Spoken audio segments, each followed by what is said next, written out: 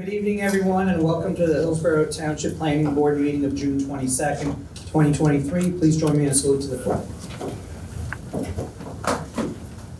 Allegiance to the flag of the United States of America and to the republic for which it stands, one nation, under God, indivisible, with liberty and justice for all. Please be advised this meeting has been duly advertised according to Section 5 of the Open Publics Meeting Act, Chapter 231, Public Law 1975, otherwise known as the Sunshine Law.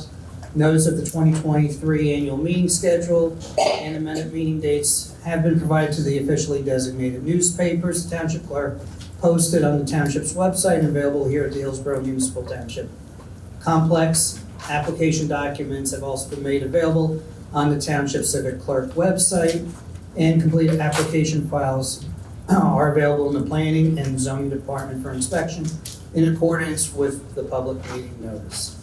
We have a roll call of planning board members and also board and township professionals, please. Vice Chair Julian, Mr. Hashtag, Mr. Duckworth absent, Mr. Wagner. Here. Mr. Peason, Present. Mr. Scobo. Here. Mr. Radowitz. Here. Ms. Smith. Here. Mayor Micciarelli. Here. Mayor Lapani. Here. Chair Sarachi. Here. Mr. Coyce. Here. Mr. Bernstein. Here. Mr. Mayhew. Here. And myself and the videographer are here. Okay, excellent. Welcome, everybody. We do not have any meeting minutes for consideration. We do have a resolution, the County of Somerset, with file number of 23-PB-01-SV. I have a motion to approve. I'll make that motion. Actually, you can't. Who's eligible? The eligible members are Mr. Wagner, Mr. Peason, Mr. Radowitz, Ms. Smith, Mr. Committeeman Ciccarelli, the mayor, and yourself. All right. Is there a second? Second. Okay, any comments from the dais? Hearing none, roll call, please. Mr. Wagner. Yes. Mr. Peason. Yes. Mr. Radowitz. Ms. Smith. Yes. Mayor Micciarelli. Yes. Mayor Lapani. Yes. Chair Sarachi. Yes. Next up, we have planning board business, 1170 Millstone LLC, consent to an extension of the time of decision through August of this year. Ms. Royce, or Mr. Bernstein, some background? Your Honor, Chairman, members of the board, as you know, this is an application that has been pending, but has been asked to be moved on several occasions and has not yet appeared before this board, and therefore they are asking for continuing extension, which we do not see as an issue, through August. And once we're done with that, Mr. Chairman, I want to talk about the other four before tonight's application. So do we need to take action on this first, or do we want to do all the over together, or? I don't necessarily think the board has to take action. The board would like to pass a resolution accepting the extension, they can do so. Good, I'll make that motion. Okay. Any motions? Mr. Wagner seconded. Roll call, please. Mr. Ciccarelli is excused. Yes. for this. Mr. Wagner. Yes. Mr. Peason. Yes. Mr. Scobo. Yes. Mr. Radowitz. Yes. Ms. Smith. Yes. Mayor Lapani. Yes. Chair Sarachi. Yes. Mr. Chairman, before you get to business from the floor, for matters not on the agenda, I just want to place on the record what had been previously addressed with several of the ongoing warehouse applications. We have received a time of decision extension on Homestead 279 LLC through the end of July 31st of this year. That was previously discussed and approved by the board. And the June meeting, we have an extension on 303 Emerald Road, JMJ4ABO LLC, through September 28th of 2023. That was also approved back in April. We have an extension for Weston Road LLC through July 31st, 2023, as had been previously discussed with this board. And the board addressed the 1170 Millstone LLC extension tonight. Great. Thank you for the update. Okay. Do not have any consideration of ordinance, so we'll move to business from the floor for matters not on this evening's agenda. And as I requested in the past, no discussion on warehouses directly or indirectly. For the applications we have ongoing, we would like to get those comments on the record of the applicable or appropriate application. So please come to the mic, state your name and address for the record, please. Craig Berlin, All South Street. I just want to clarify, so we're getting extension on 3M well. I came tonight with the question. There was talk at the last meeting that the applicant, the actual words they used, that he believes that the 3M well is on a break. I just want to make sure that the July 13th meeting, is it scheduling only? Is it off of the table for that night?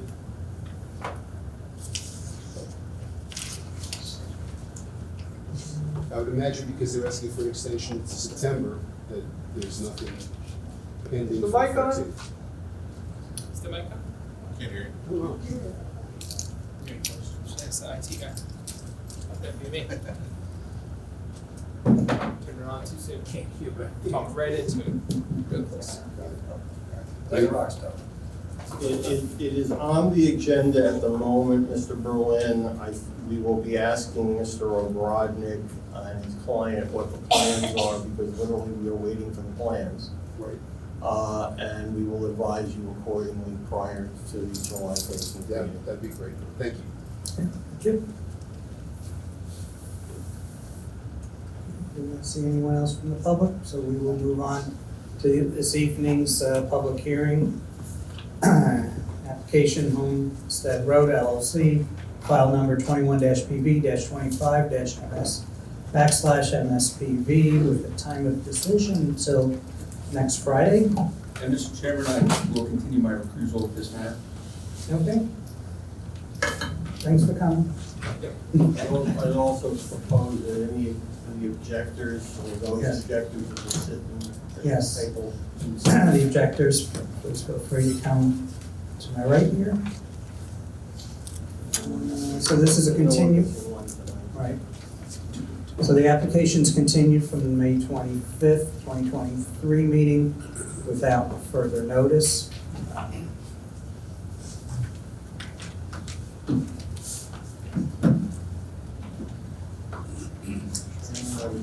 I would suggest that after Mr. Giannetti puts his notice on the record, the objectors note their presence on the record, and then he can continue his presentation. Yes, good evening. Good evening. Good evening, Chairman, members of the board. Craig Giannetti, the law firm Day Pitney, on behalf of the applicant Homestead Road LLC.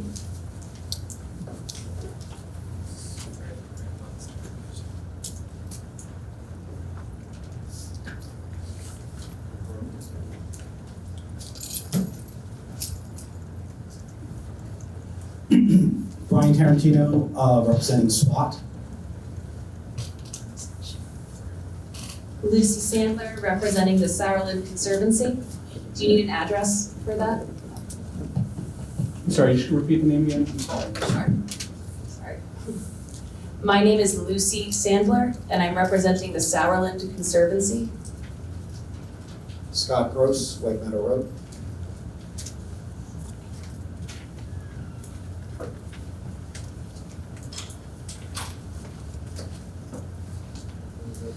That's all we have. And just to remind everyone, we will take new testimony up to 9:30, and then we end at 10 o'clock, full testimony. And I am sure we were going to have a discussion about the time of decision, because I'm not anticipating we're going to complete tonight. So. Yes, good evening, Chairman, members of the board. Again, Craig Giannetti, the law firm Dave Pitney, on behalf of the applicant Homestead Road LLC.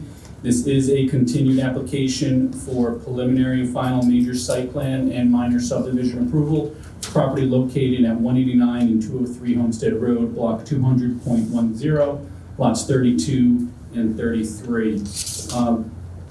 Recall the application involves the proposed development of the property with 2 lots and 2 warehouses. We presented the testimony of Mr. Ford, our civil engineer. We also presented the testimony of our professional planner in connection solely with the subdivision. We presented the testimony of our LSRP as well. We presented further direct testimony from Mr. Ford on the revised submission from February 2023 and April 2023. We did not complete his entire presentation. We have just a few more things to add, and then would open it up to the board and the board professionals. We did receive this morning an updated board engineer review letter, which we've, I would say, had some little time to review, but we had an opportunity to review. And at this point, we'd like to present Mr. Ford, and then we also have our architect and our traffic engineer in the queue for this evening. Mr. Chairman, just for the purposes of the record, Michael Pizarro of the Watershed Institute has arrived. Sorry, got stuck behind a semi.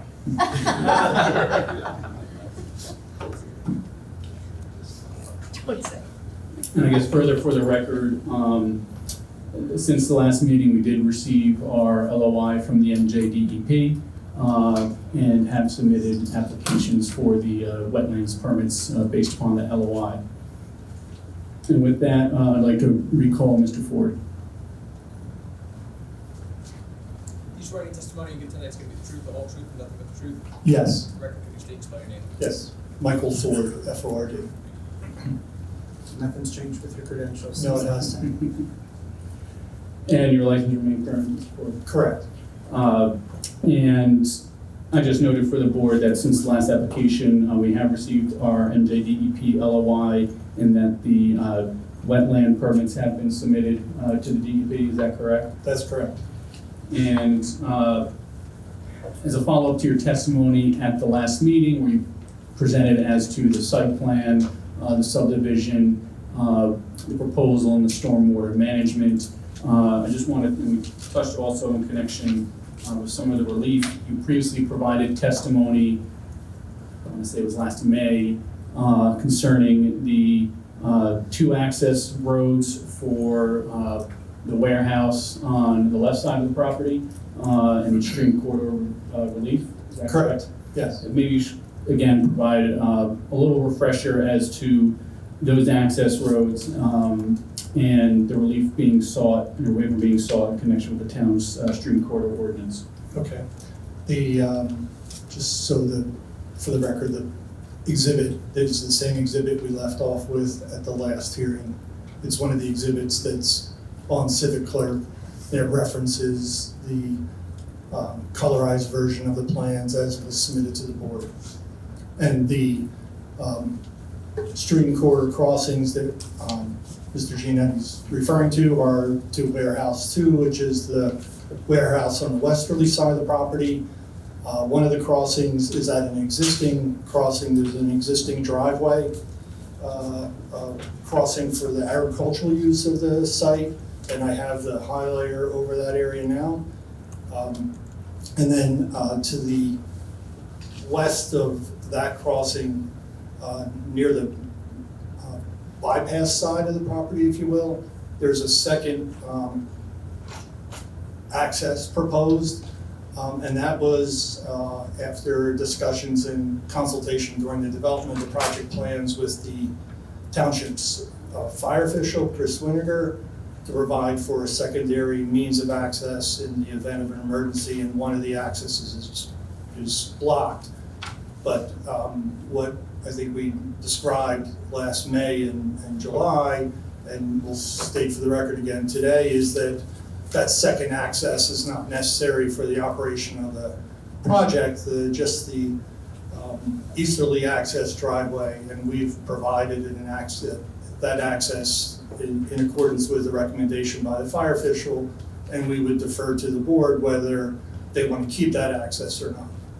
And those accesses will also provide for continuous access to the existing, along this stream corridor, there's an existing disturbance for a sanitary sewer trunk line that runs down toward the Royce Brook and then on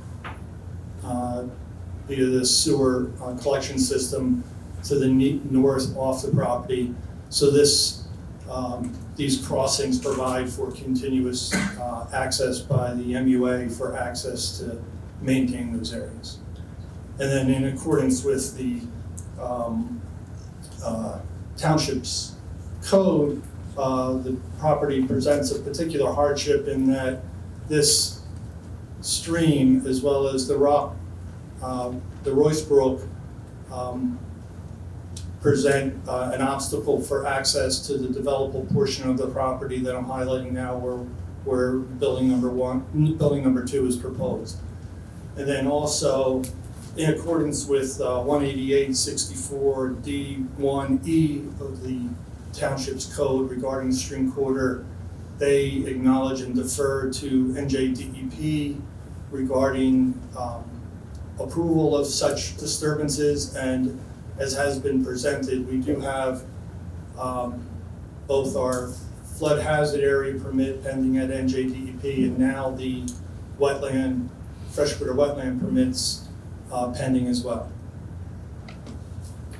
So I guess referring to the easterly access road, there's currently a unimproved road there that provides access to the rear of the property. That's correct. And we're essentially improving that road to provide better and sufficient access, not only to the MUA improvements you note on the property, but also to the developable area of the property. Correct.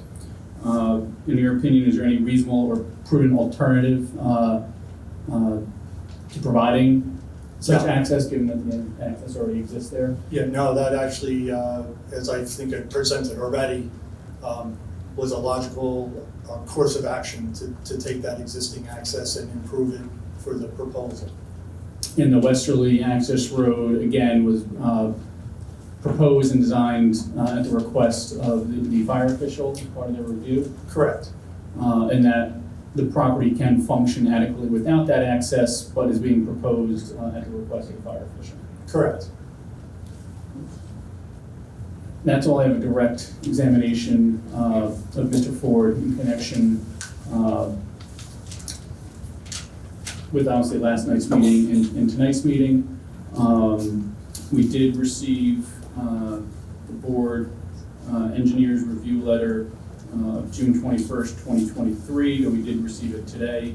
And with respect, there's some technical, I guess, stormwater management or engineering items that the board engineer is requesting. Can you provide that information to the board? Yes. And obviously there are some traffic comments which will be addressed by our traffic engineer. There were some comments related to fiscal impact that again will be addressed by our planner in connection with her testimony. In operational comments as to operational, that will be provided through our next witness, the architect. I guess one thing I would address is on the last page, which is the first time we've seen this comment, and I believe it was in response to a letter submitted by one of the objectors, engineers Princeton Hydra, on page 8, regarding noting that our LOI was received and indicating that there was a water feature identified on the property, and that it wasn't clear, I guess, if they were taking the interpretation or just highlighting the interpretation from the objector engineer, that there was a stream or fits the definition of a stream and therefore requires a buffer. Again, this is the first time this issue was raised with us, but again, we have received an LOI. That LOI has identified that ditch as a regulated wetland. It's a drainage ditch of no resource value. It does not have a buffer as part of our wetlands application. We are seeking a general permit to be able to fill that wetland and permitted by NJDEP. The NJDEP regulations are clear with respect to the freshwater wetlands, that they supersede all local regulation of those wetlands. That ditch has been identified as such on the LOI, and it will be governed by the wetland or the NJDEP wetland process.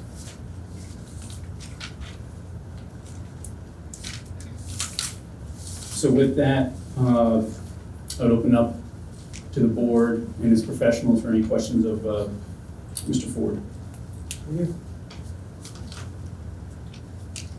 Thank you, Mr. Chairman.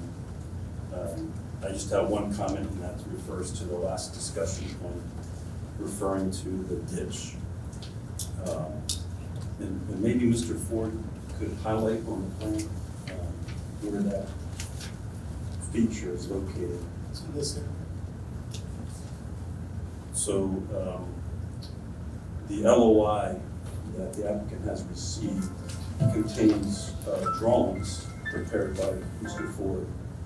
And on those drawings, the DEP calls out or labels an existing drainage way as a ditch.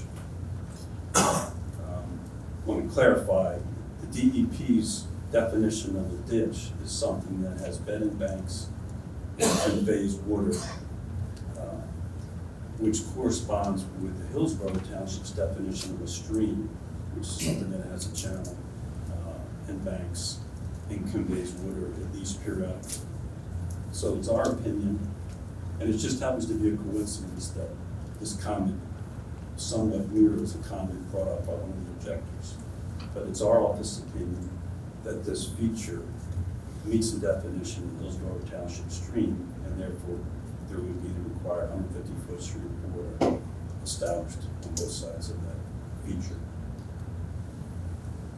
Well, Mr. Ford, if you can just provide a little testimony, that ditch, is that a man-made drainage feature on the property? Yes, it's my understanding it is. That's why DEP has classified it as a.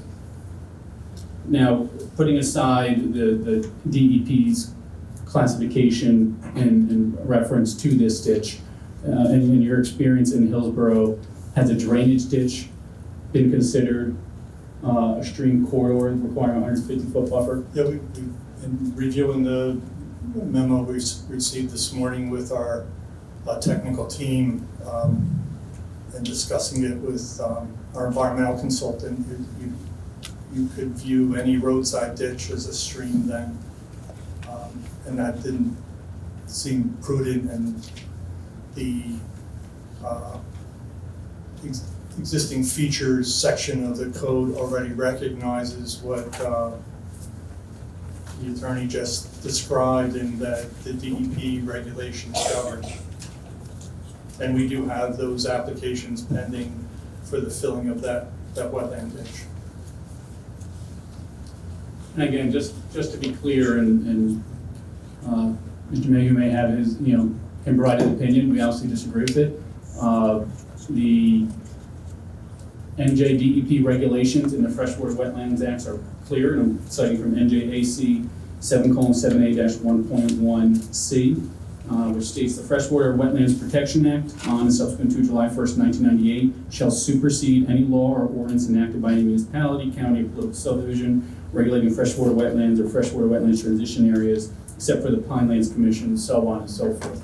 And that has been the traditional practice, that anything that the DEP is regulating through the Freshwater Wetlands Act is governed by the DEP and supersedes any municipal ordinance. Again, the LOI specifically identifies the ditch as a wetland of ordinary resource value, meaning doesn't require any buffer, they don't believe it's of any significance, and allows for us to apply for the permit to fill it.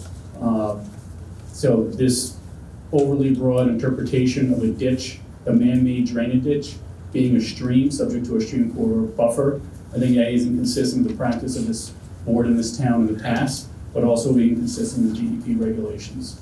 I can actually attest to the one point that courts have found our 150-foot buffer actually legit, because we were actually ordered, I think, to remove the issue of that application or something that was denied. We have an opinion from the board engineer based upon his interpretation of the regulations and the township ordinance. You have the applicant's comments accordingly, and at some point the board, probably sooner than later, is going to have to address the issue. Okay. But I will also state for the record, again, to enforce Mr. Mayhew's comments, These are the comments Mr. Mayor Canoni and not of anyone else. Correct. Thank you. I think it's also, for the record, this ditch has been shown on the plans for well over a year, and this is the first time this comment was raised or made. Thank you.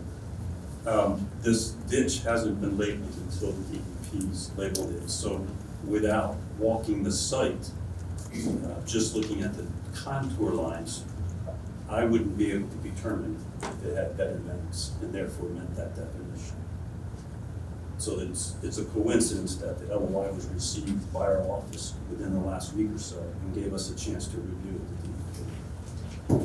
And I think our solicitors pointed it, we've got two different opinions. I'll just add that we're not trying to supersede the Wetlands Act. We're applying the ordinance to a drainage feature. We're not trying to regulate the wetlands.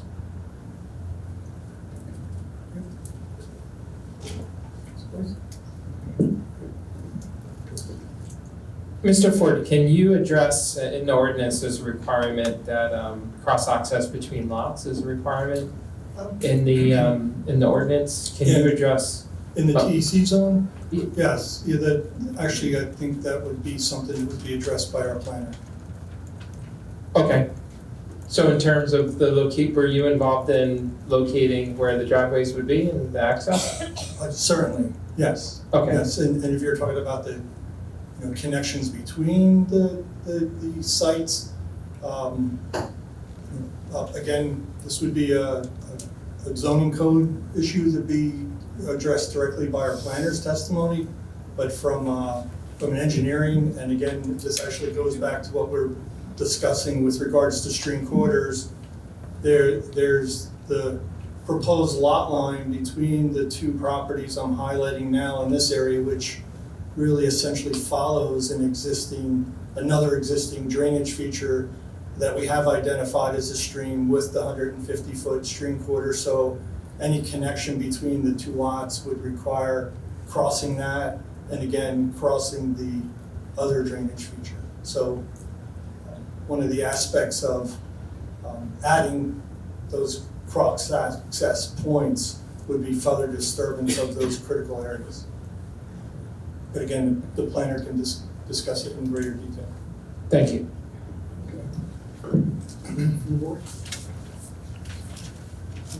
I do have one before I turn over the objectors. Oh, sorry. You got two, actually. One with regards to the second access road for the smaller warehouse. Is that designed to be an active road, or is it as an emergency road? Or is it built to be with full pavement or with impervious? It's built identical to the other access. So it's built Yes. to be a complete road? Correct. Right. My second thing is, you testified this is a quote-unquote man-made ditch. Was there a reason why this ditch was made? Do you have any understanding of why that and how it came? That's an excellent question. It actually is a stormwater collection feature. There's a pipe discharging to it now from the current property owner's operation of a commercial facility at the site. So it's not unlike a roadside ditch that accepts stormwater management from a point discharge. Yes. So there's a pipe that discharges into that ditch? Correct. From the road or from the Well, property? it's on the private owner's property. So where is it bringing water from? There's a commercial operation now that has buildings and paved areas and accepts drainage from that area and then discharges to that feature. And that brings it to the back of the property? To the Correct.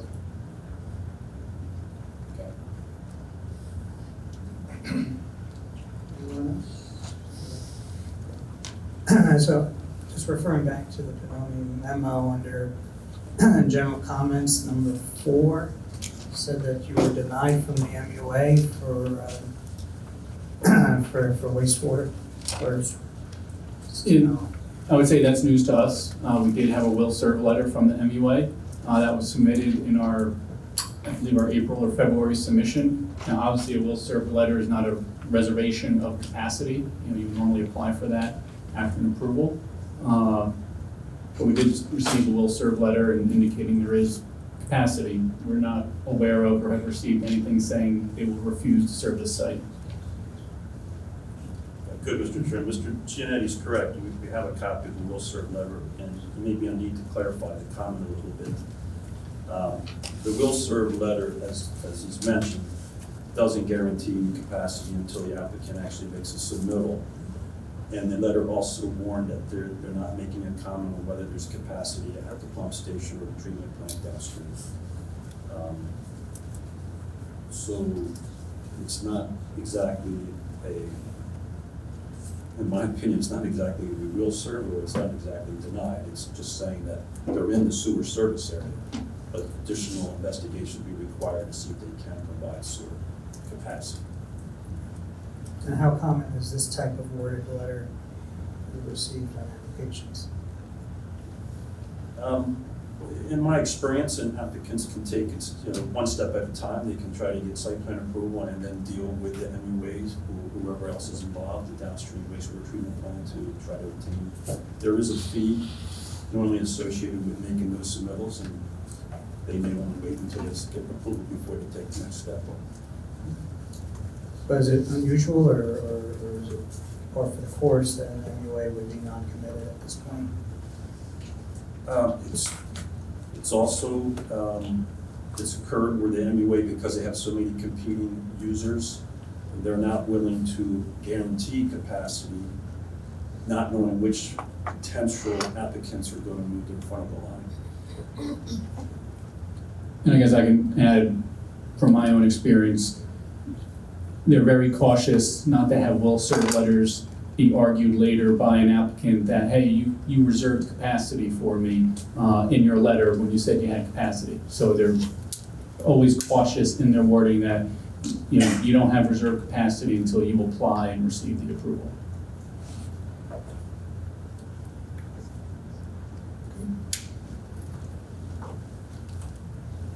Mr. Bernstein, anything before turn it over to the applicant? Okay. Who wants to go first?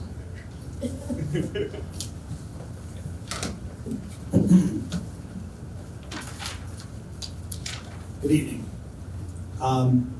So I have questions about the operation of the facility. Is that? That'll be our next witness. Okay. I have questions about engineering. Is that? That is this witness. There we go. So long as it was in the scope of his original testimony. Great. So I'd like to start with talking about Building 1. Building 1, which is 368,995 square feet.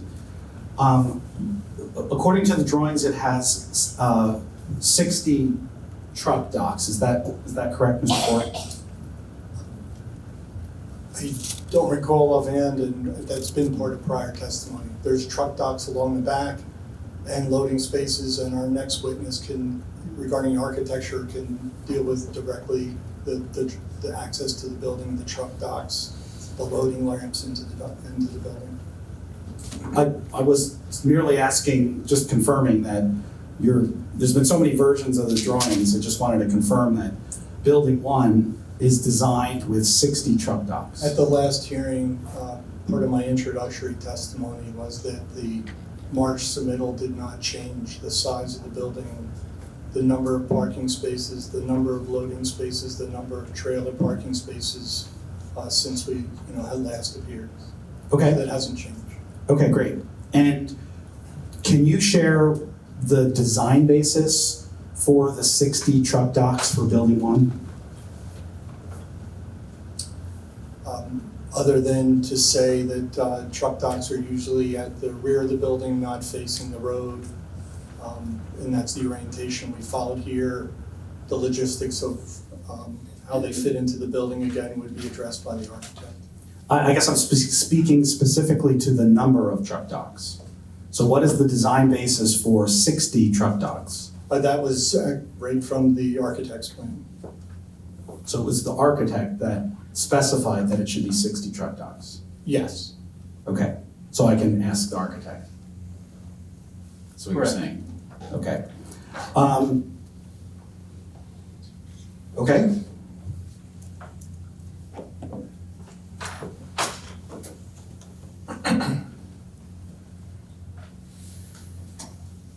So, again, it's a little confusing about what is engineering and what is architecture, but will there be quite a lot of truck drivers associated with the building?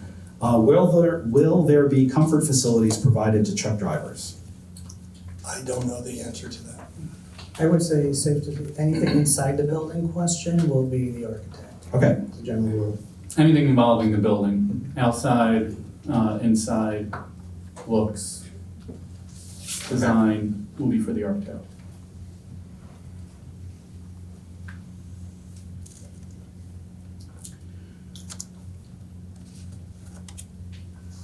The sheet 23 of your of the drawing illustrates the location of the gas pipelines.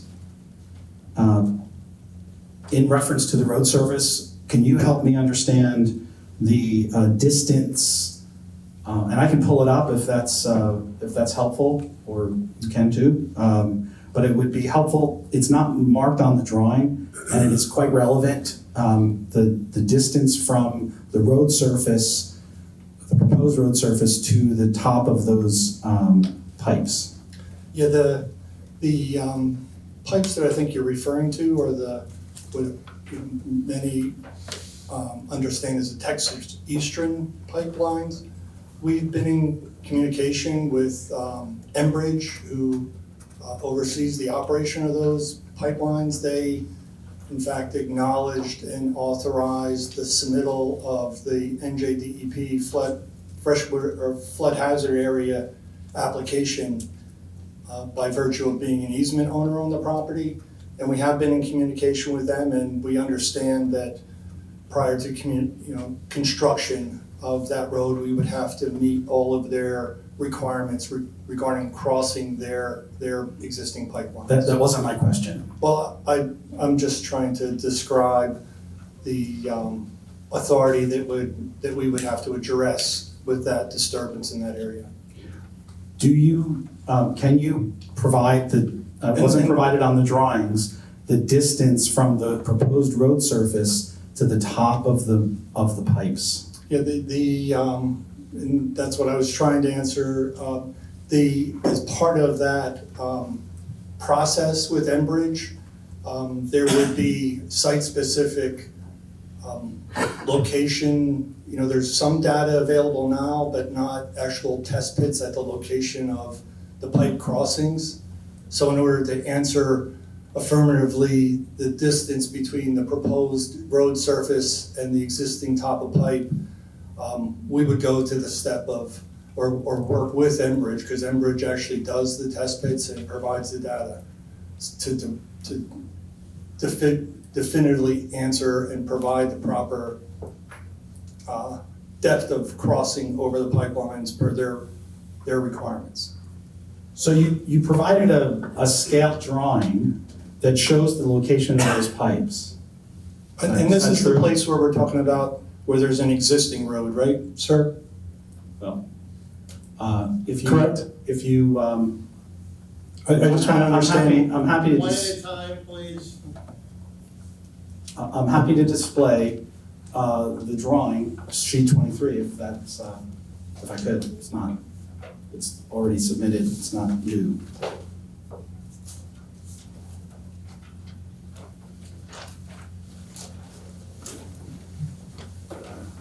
David, can we get them switched? Because I think it would be worthwhile for everyone to be able to see it on the screen. I don't need you to do that. Okay, great. No.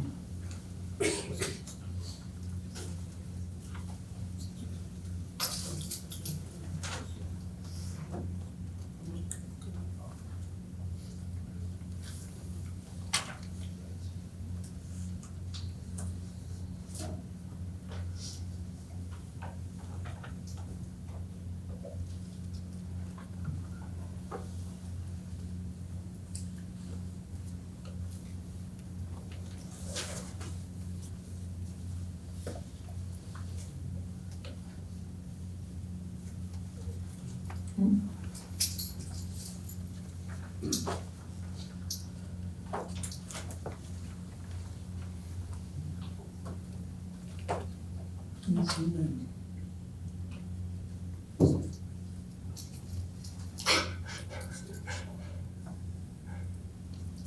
Tarantino, you want this to be more? Actually, I know it right here. Do you have any prior objector markings, Mr. Lombardozzi? Spiel one. This is objector one. Can you indicate, Mr. Ford, what this document represents? Who was that? I'm sorry, who was that Can we question? get Mr. Ford, who I assume is the drafter of this document, to simply identify what this sheet is? Sure, if you can pull up sheet 23, I believe you said it was sheet 23. Correct. I'm just, that what now, it was part of your February plan submission set and what it is. BELLE and correct. There we go.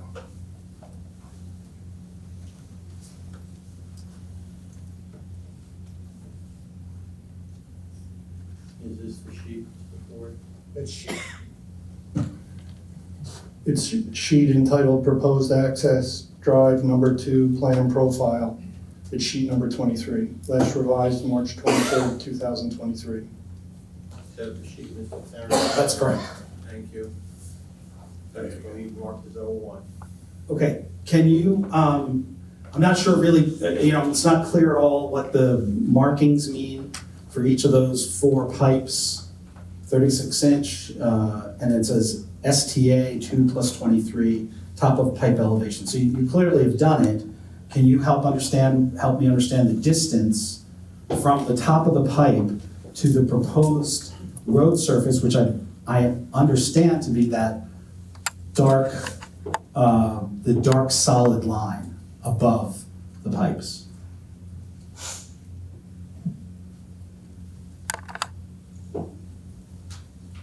Okay, there's 4 different pipes. I'll give you the STA is stationing. It refers to the profile stationing across the bottom of that page. Then the shallowest or the closest top of pipe represented in that exhibit to the proposed grade is a little better than 2 feet.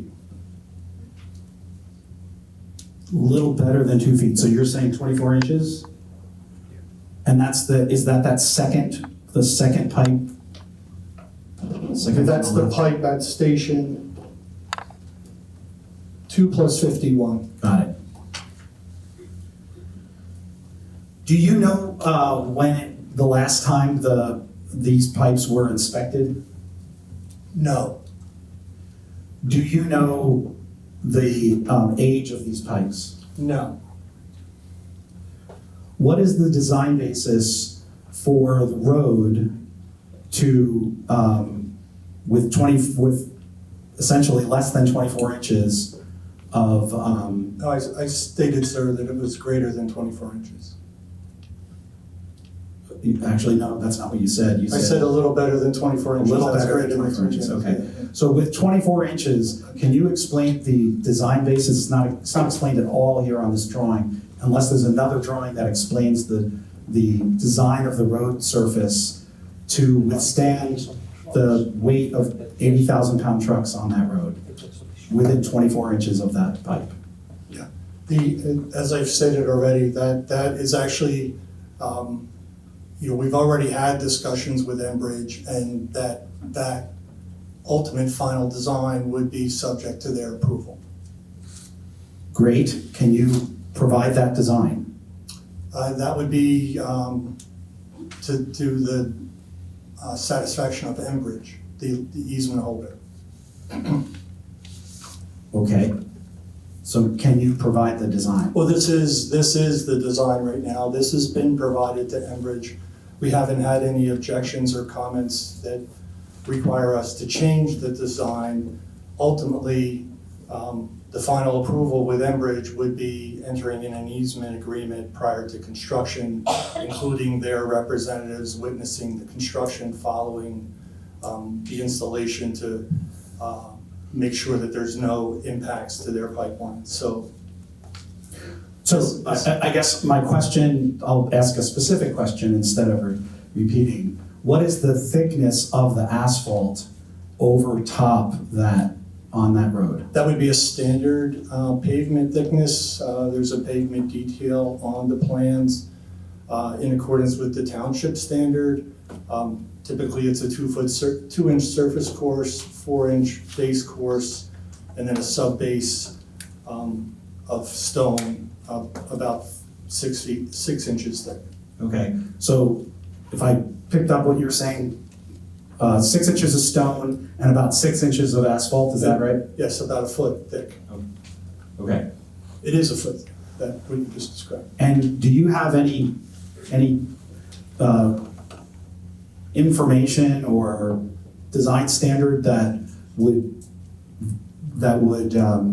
establish that it would be sufficient to protect against movement of a gas pipeline?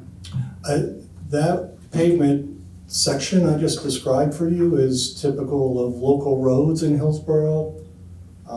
So it's not a diminished pavement thickness compared to any other road or in Hillsborough, including roads that would cross pipelines. Except this road is going to be carrying hundreds of 80,000-pound trucks.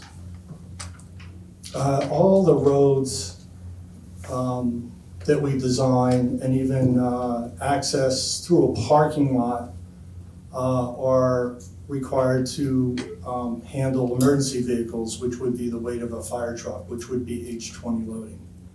Which is how many pounds? I don't know offhand right now.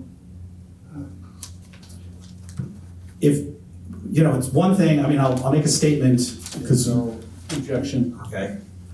I won't make a statement. I'm curious, how do you know that 6 inches of asphalt and 6 inches of stone is sufficient to prevent any disturbance of the pipeline? And, as a reminder, disturbing a road means you fill it in a pothole. Disturbing a gas pipeline could be catastrophic. I would say the question has been asked and answered. He stated that it is sufficient and will be designed in accordance with the easement holder that operates and owns the pipeline. If during their presentation, they want to present a witness that says it's not, be our guest. But he's asked a question, he's answered it, you can't just keep asking the same one over and I'll over. put it this way, if the pipeline said this was substandard as far as their opinion, they wanted you to increase the amount of coverage, would you do that? Correct. Okay. Okay.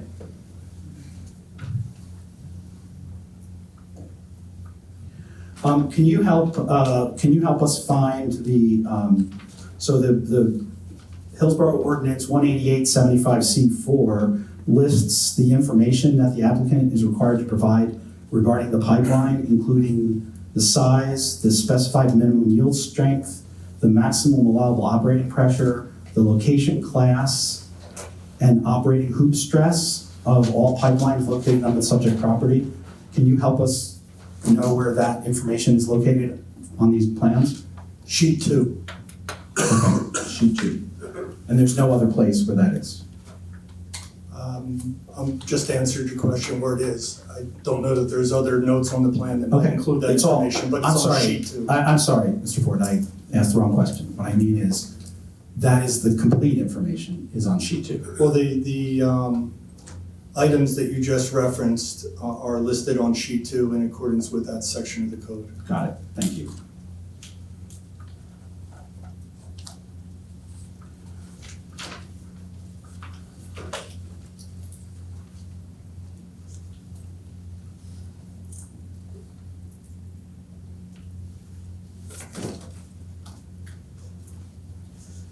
So I have a number of questions regarding emergency plans. Would that be you or the architect? I guess, can you describe what you mean by, you can ask the question, and we'll let you know whether he can answer. Well, we've provided as part of the said plans for review and comment by the local fire official, the truck turning templates for emergency vehicle access, as well as notes and locations of hydrants that they would want.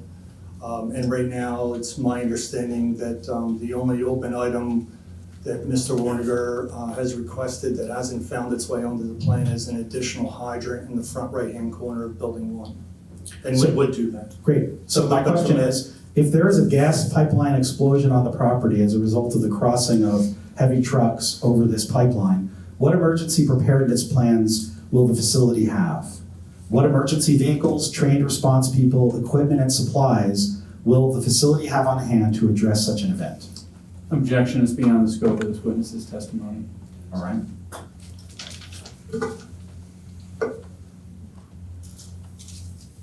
What are the plans for a local fire department to handle fires inside the warehouse? Question for the fire department. Got it. What security measures are planned for the facility? Will there be a security fence around the facility? Right now, we don't show a fence on the site plan other than where required at the top of retaining wall. So there's not a security fence shown on the site plans at this time. So does that mean there will not be a security fence? That means that, no, I don't think that that's a commitment to no fence. Short answer, there's no security fence proposed. Okay. How will you control access to the warehouse? That's an inside question. Okay.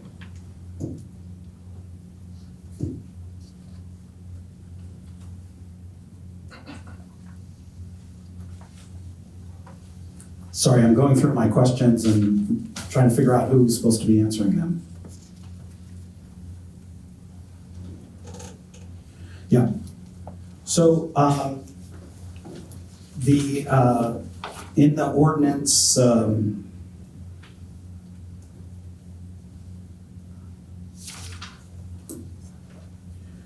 in the TECD ordinance, in the section F6A, the requirement is where loading outdoor storage. Would you repeat the section again? F6A.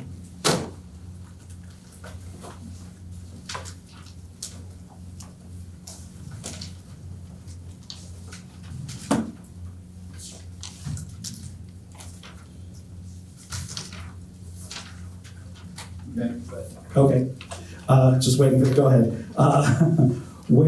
Which states where loading, outdoor storage, and service areas are adjacent to residential uses or public rights of way, an earthen berm no less than 4 feet in height, containing at a minimum evergreen trees planted at intervals of 20 feet on center and 7 evergreen shrubs per tree, shall be provided.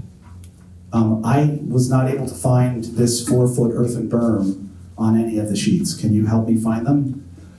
I can answer your question by reading the section you just cited where it says a decorative wall with appropriate landscaping may be substituted at the discretion of the planning board or zoning board as appropriate. And in this case, as I recall, you brought up this issue at the May or July hearing last year, and after reviewing the site plans, we felt that the berm would really not be effective because the land falls off.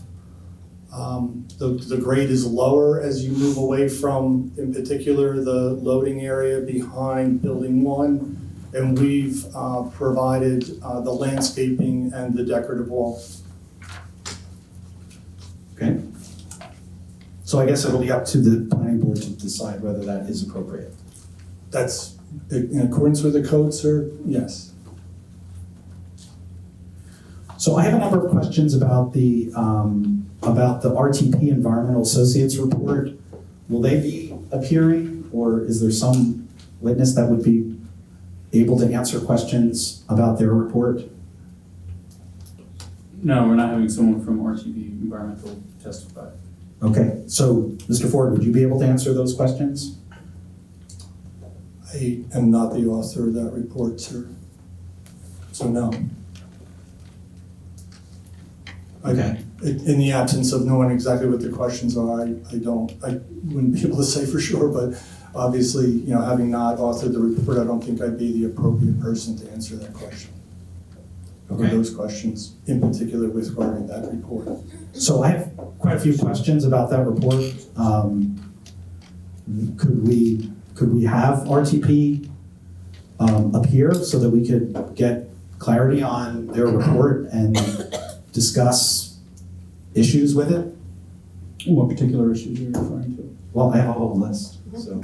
Why don't we concentrate on the tech that he can qualify? Because you have other people who want to question Mr. Ford too, so let's take what he has and we can deal with that maybe later. Yeah, so I'm just asking, can we have RTP appear? We're not having them appear to testify as to the report. The board will decide at a time possibly near, possibly not so near, whether or not they in fact want. Because I'm sure Mr. Giannetti is aware, in the absence of testimony regarding it, the board is not necessarily bound to review nor consider the report. Okay. I have quite a few questions about that. Hang on a sec.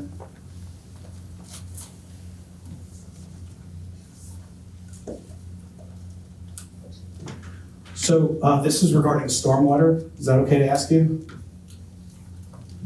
Yes. Okay, great. Depends what the question is. All right, I'm sure it's a good question. The project proposes to increase the impenetrable surface area of the property by almost 1 million square feet. And yet your calculations and modeling and assumptions are claimed to have a net zero impact on stormwater. What guarantees will you provide to the downstream residents that the facility will not exacerbate flooding? Oh, we have asserted and guaranteed that we would be in compliance with the requirements of the Townships stormwater management regulations. Okay, that wasn't my question. That's how I'm answering your question. If your modeling is wrong, or your assumptions are wrong, or your calculations are wrong, what assurances will you be providing that you will address the resultant flooding that wasn't in accordance with the DEP requirements? Objection. It's a speculative question, Mr. Tarantino. Yeah. I would, however, point out, correct me if I'm wrong, Mr. Ford, that you're not only required to comply with the stormwater management ordinance of the township, but also DEP. Correct. And as I Which you left out of your answer. well, and I actually at the last hearing started by indicating to the board that our March submittal included stormwater management analysis for not only the current regulations, that is the current rainfall data that we're required to design for, but also the proposed changes in the rainfall data for the slightly increased, what they call the current adjusted precipitation. So the DEP is proposing to take the current precipitation data that we use for analysis and adjusting it slightly. And then they also have a second analysis, which they call the future precipitation data. And the report that we've provided includes an analysis of all three of those rain events and demonstrates compliance with the reductions for the 210 and 100-year storm. And it's not close either. For example, the existing precipitation data, we're permitted to discharge during the 100-year storm 89 CFS, we're at 72. So we're not just meeting the regulations, which is that reduction, we're meeting them by a good margin. Yep. So my question is, the Hillsborough Environmental Commission report dated May 11th, 2022, states that the proposed buildings will increase the amount of stormwater flowing from the site by 1.4 million gallons in the first 24 hours of a 100-year storm, which is equivalent to 44 above-ground swimming pools all dumping into the Rosebrook stream at once. Please explain how this will not cause additional flooding to the residents just downstream of this flow. Okay. You brought this up last July as well, and the response is that the regulations don't require a reduction in volume, and as I have described in other cases, if I had a funnel that restricted flow and I had a small bottle of water and I poured all that water into that funnel at a very quick rate, you can imagine that funnel capacity being exceeded and overflowing. Whereas if I had a big bottle of water, it may be a greater volume than the smaller bottle of water, but if I poured into that funnel at a slow rate such that I don't exceed the capacity of that funnel, it wouldn't cause an overflow of that funnel. That's similar to what I think DEP's intent is when setting these regulations for the reductions in the peak flow. So based on your expertise of the DEP stormwater requirements, complying with those requirements, does that guarantee that there won't be downstream flooding as a result of this development?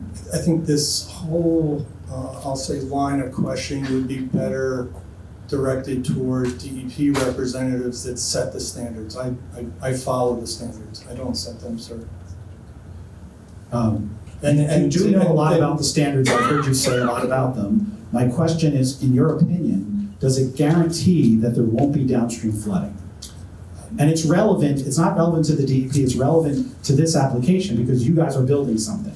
Well, and that will dramatically increase the impervious surface. So it's a relevant question. It's not just something for the DEP to answer.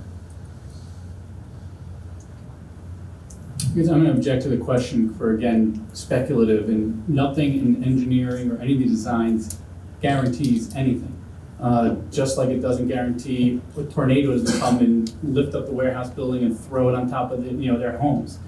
There's no guarantees as to anything. All they can do is follow the requirements that were set by the state and by the town to comply with stormwater management. Yeah, the testimony was we've complied. I find that disingenuous. The answer, the concern from citizens, from the residents, is that the 1 million additional square feet of impervious surface is going to cause downstream flooding. The answer I get to that question is, we're following the DEP regs. So, logical question, following the DEP regs, does that guarantee that there won't be downstream flooding? And I'm not getting an answer to it. You're talking about tornadoes. But I'm talking about something that actually could happen because the building... Tarantino, don't testify. Okay. So, Mr. Ford, you're aware of the Environmental Commission report that Mr. Tarantino referred to? Yes. You're familiar with the comments made in said report? Yes. Can you address those comments as it relates to the concern that the Environmental Commission has about the impact of water running off your client's application based upon their belief as to the amount of possible water to be generated in under certain storms? This is, I believe at the May and July hearings, or it was June of last year. Let's try tonight. I know, and I'm going to repeat it. The regulations require peak reductions in flow. Any project that proposes impervious coverage is going to cause an increase in volume, and that volume is detained on site in these basins that then release it at a controlled rate such that the peak flow from our site is reduced at the end of development at the point of analysis. So that's the standard with regards to how these run. I think I'm repeating, but I shared with the board that, after a major storm event that we had in town and trapped many of us in town, I take what I do seriously.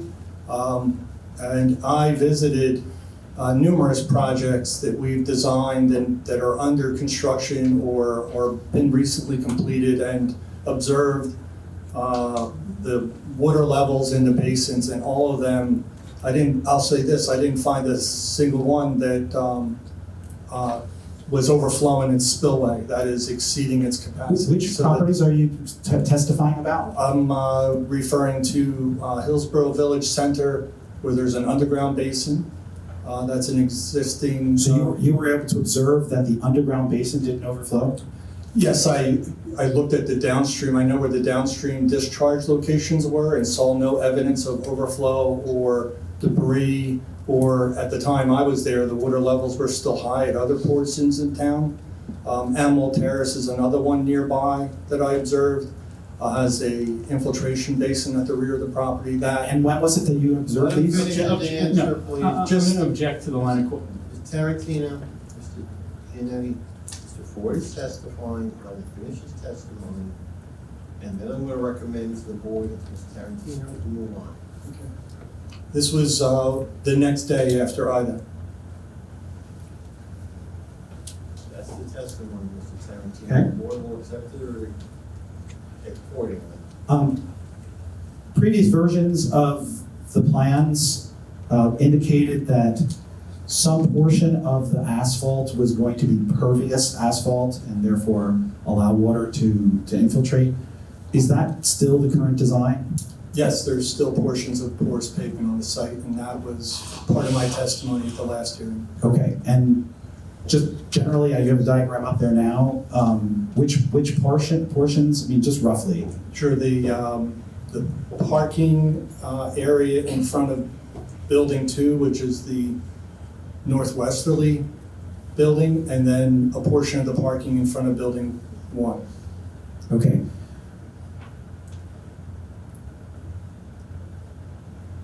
How will you contain diesel, motor oil, or gasoline spills that routinely occur from trucks and cars on these in the pervious asphalt areas? The areas I just described are not in the loading areas. There's no porous pavement proposed in the loading areas. And the site has been equipped with, actually the porous pavement is a BMP for TSS removal or water quality. So it's actually designated by DEP for just such a purpose. So TSS is total suspended solids, but that's not organics, correct? I'm speaking just to the DEP stormwater quality runoff standards. Yes. I'm speaking specifically to the volume of oil and gasoline that routinely results from, if you look at I'm going to object again. He's assuming facts onto evidence. If you want to present evidence as to statistics, as to number of oil spills on modern industrial properties, you can. If he wants to ask, as to how the porous pavement works, fine. But testifying as to the amount of gas and oil that's going to be spilled on the property is not appropriate. Okay. Please describe your spill prevention, control, and countermeasures plan.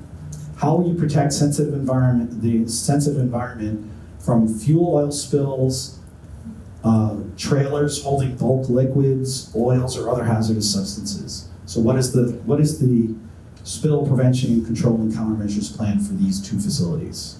I'm going to object as being beyond the scope of this witness. He's a civil engineer. That is a civil engineering. So who designed that remediations? Is there a remediation plan? I have to confer with my client as to, when you say, I'm going to ask Mr. Ford, because I don't want you to testify, sorry. I mean, to me, that's an engineering question. Is there a remediation plan for any type of hazardous spills? The area of expertise in the design that we were responsible for was related to stormwater runoff from these motor vehicle surfaces. Okay. And we've followed and complied with the NJDEP pest management practices to implement measures for treating that stormwater runoff. I think that. And does that include hazardous materials that may come from motor vehicles? I don't know that DEP distinguishes one way or the other what the result or the actual content of the pollutant is. It's a criteria for reduction in total suspended solids that carry those pollutants. And in this case, we've implemented the porous pavement as well as mechanical treatment devices. So what you're saying is you're meeting the industrial requirement, the requirement for any industrial building to have, that's handling hazardous materials, hazardous or dangerous materials, you're meeting those requirements with the stormwater runoff management that you've just previously described. Is that correct? The stormwater management water quality measures that I'm aware of, and please, your board engineer can correct me if I'm wrong, don't differentiate from one source or another. They treat all motor vehicle surfaces the same, so they're all treated to the same high level, the 80% TSS. I'm specifically talking about industrial spills. I think he did answer. I think unfortunately we're going to need to take that up to DEP then. I think that's all the questions I have for Mr. Ford. Thank you. Someone else to go next? No, you can go since you're already at the mic, so. Just state your name again for the record for that. Sure. I'm Lucy Sandler, and I'm here on behalf of the Sauerland Conservancy. So I believe these questions are for you. Feel free to correct me if I'm incorrect, but are you aware that the application sites are located in the middle of a designated wildlife corridor? The wildlife aspects, I think, were addressed in the environmental impact statement that was reported, submitted as part of the application. We weren't the authors of that, so. Are you aware that it's located in a wildlife corridor, though, or are you saying that's immaterial to what you know? No, I'm not saying it's immaterial. I'm trying to answer your question as, what the appropriate person would be to answer it. Okay. From a site disturbance, I stated at prior hearings of the 88 acres, the proposed project disturbs less than 50% of that area, which is, less than 40 acres, and much of that area that's being disturbed was already previously disturbed by other activity on the site. Okay. Have you overseen other warehouse plans being developed in wildlife corridors just over the course of your career? I think, again, it's an environmental question. I'm not a wildlife specialist. All right. One last question in this line.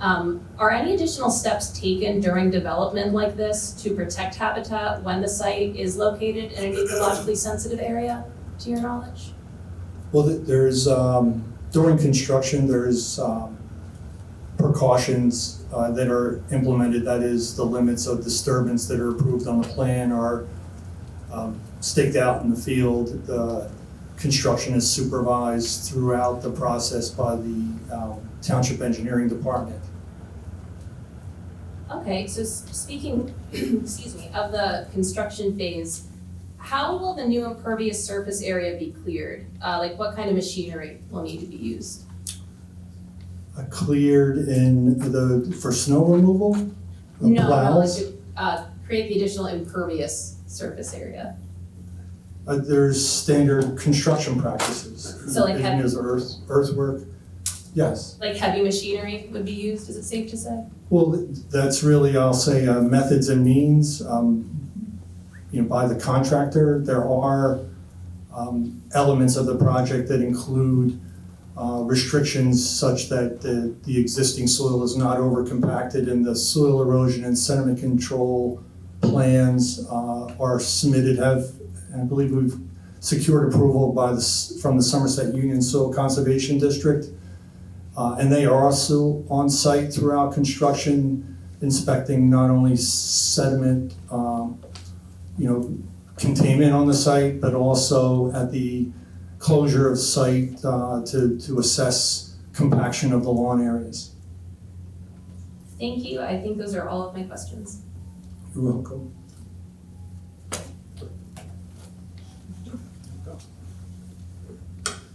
Thank you very much. Again, I apologize to the board and professionals for being late. I did get stuck behind traffic. Good evening. Identify for the I'm going record. to. My name is Mike Pissarro. I'm the Policy Director for the Watershed Institute. And I do have a series of questions, obviously. Mr. Ford, I do appreciate your time here. I have some questions on the retaining wall.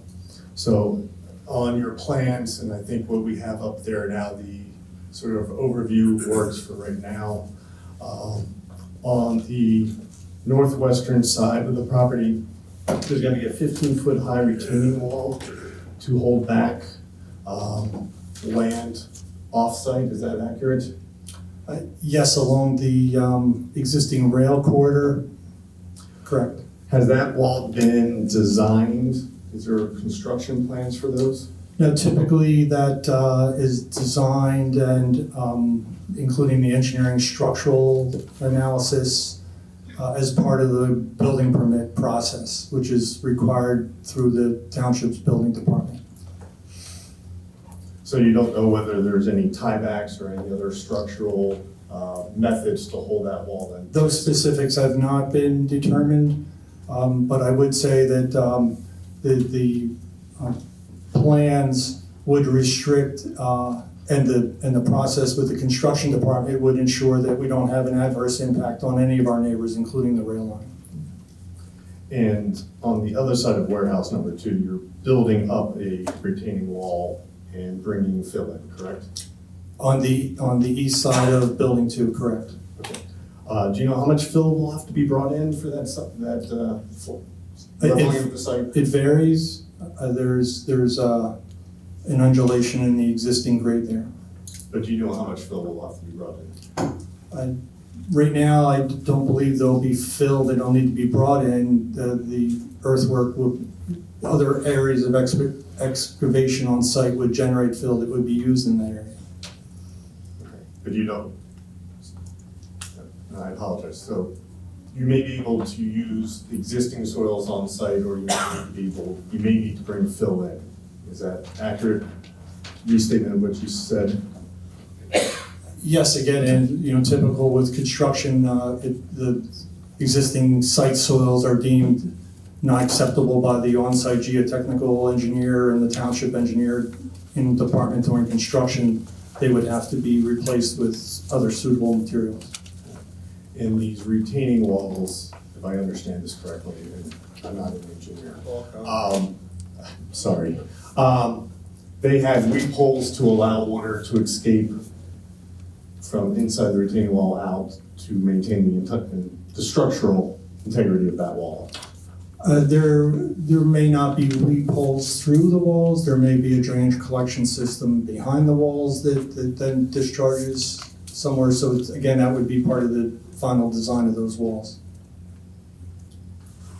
And that the fill in that retaining wall would have to be compacted, correct?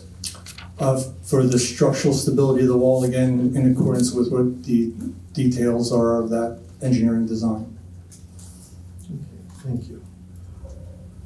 And go to a couple of questions about the wetlands and the ditch. Are you a wetlands expert? No. Okay, you did not do the wetlands delineation. Our firm did prepare the wetland delineation map that was approved by DEP. Okay, but you did not. You yourself? No. Okay.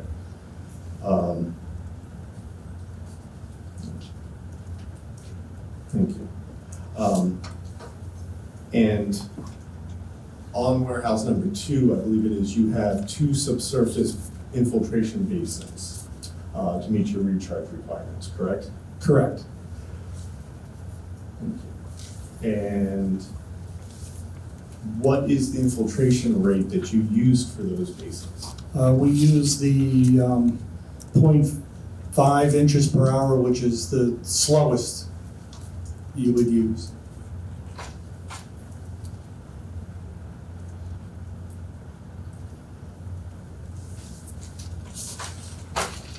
You don't know what the exact rate will be, whether it is 0 or 5 inches, because that's dependent on the fill you bring in and the compaction. Yeah, the underground subsurface infiltration basins you're referring to are, we're planning on right now, we show on the plans an ADS unit that's would be installed and constructed in accordance with the ADS suppliers in accordance with their standards, and that would include the material beneath them. DEP regs require the design of a system using actual infiltration rates, correct? Correct. Hydraulic conductivity.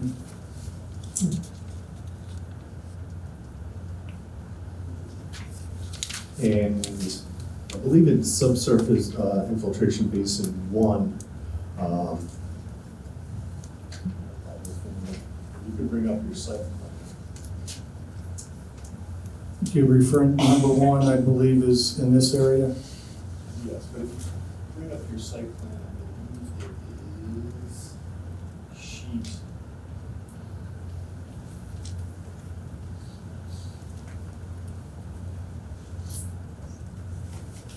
Sheet 4.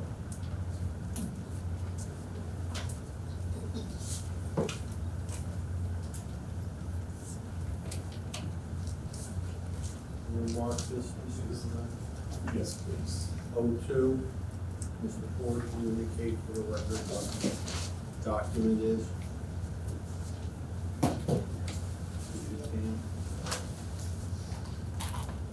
If you can. You're referring to the overall site plan, sheet 4? Yes. That's what's on the screen. You prepared that up. Right? Correct. And the date? Last revised March 23rd, 2023. Thank you, sir. And that plan shows wetlands underneath the parking lot in the building. In the location of building, Building 1. building 2. Sorry. Yeah, building 2. Yeah, that's the ultimate, subsequent to the preparation of this plan, the LOI that was issued eliminated those wetlands. Were those wetlands on the submission to DEP? Correct. Do you know why they were removed? That the DEP staff members that reviewed the existing site conditions concluded that they weren't wetlands. Thank you. And for the subsurface infiltration basin 1, do you know how far the edge of the basin is from the edge of the retaining wall? It's within the access drive, so it's approximately 30 feet, or I'm sorry, 20 feet from because the porous pavement is in the parking spaces, which are 20 feet deep, that.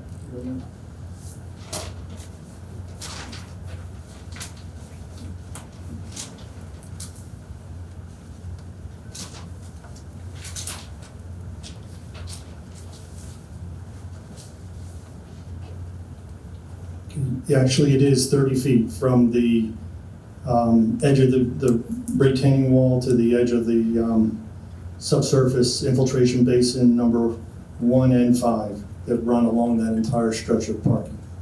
So it's 30 feet.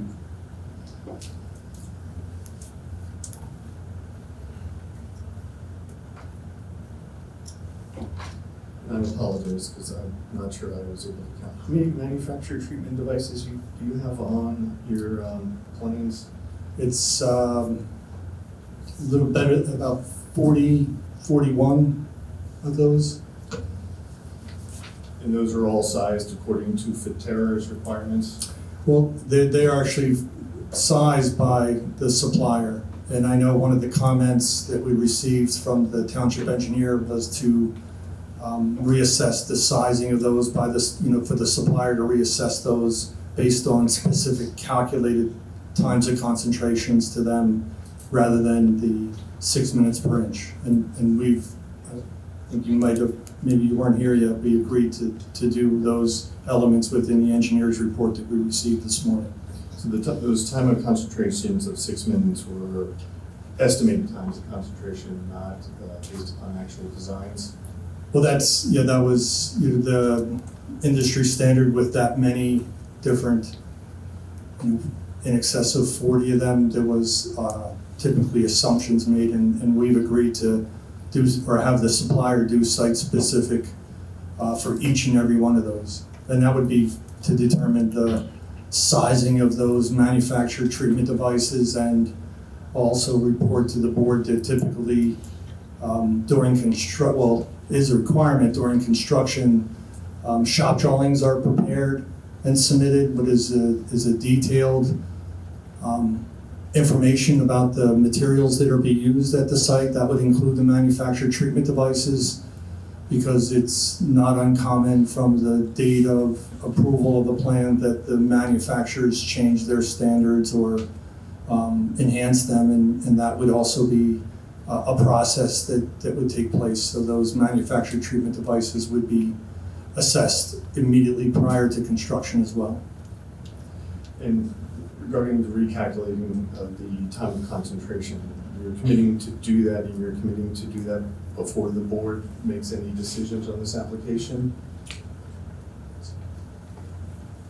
I think something like that is typically done as a condition of approval. It's more of just confirmatory data as opposed to requiring a presentation before the board. Mr. Ford, with the, strike that. Mr. Giannetti, I'm going to disagree with you on the requirements of that, but that we can deal with that at closing. Mr. Ford, are the porous pavements under-drained?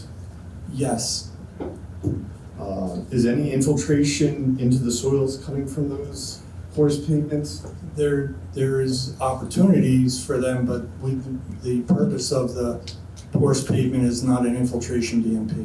It's solely as a water quality measure, and in accordance with the NJDP BMP standards, we've shown on the plans that they would be under-drained and connected into the drainage system. So they don't rely on infiltration to function. But there is the potential. Correct. And the same thing, let me rephrase that. The subsurface infiltration basins are actually infiltrating into the ground. Correct.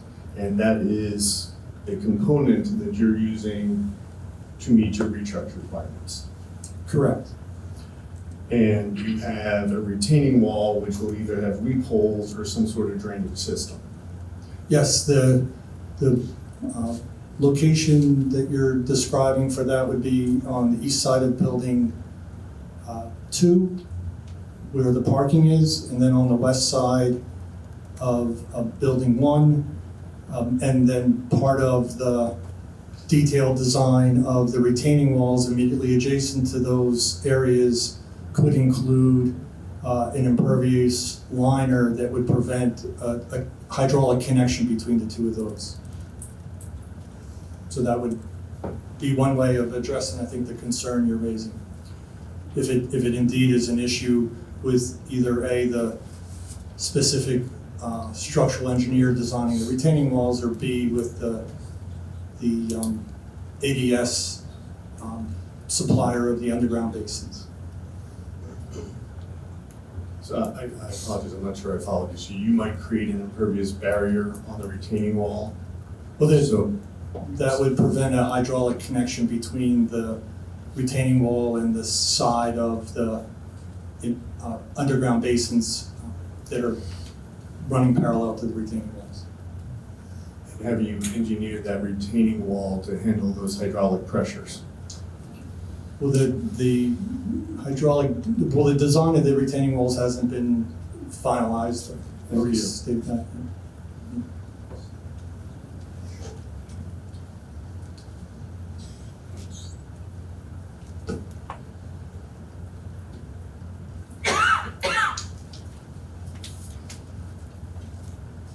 And so when you were figuring out your pre-development and your post-development, times of concentration, you modeled the channel flow in the streams.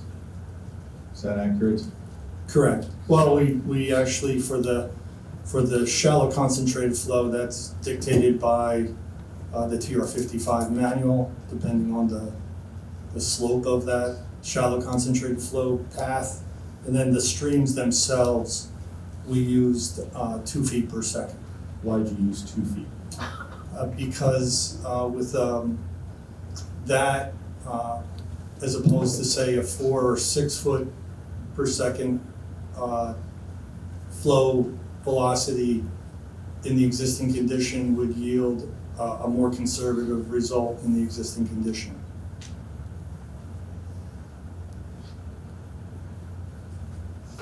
But it's not actually reflecting reality on that site. Well, Is that accurate? hasn't been a detailed analysis of the actual flow for the stretches of the natural streams and used in that stormwater analysis, you're correct. And would it be accurate to your knowledge that the New Jersey DEP BMP manual, Chapter 5, does not allow assumed TC values, climate concentration values? Well, the methodology we used is, in my experience, the standard. And since we received the objectors' comments last Wednesday, we've looked at this issue, and it would say that it's a distinction without a difference, because the end result is that the basins are so over-designed, with regards to the limit restrictions, that the standards would be met.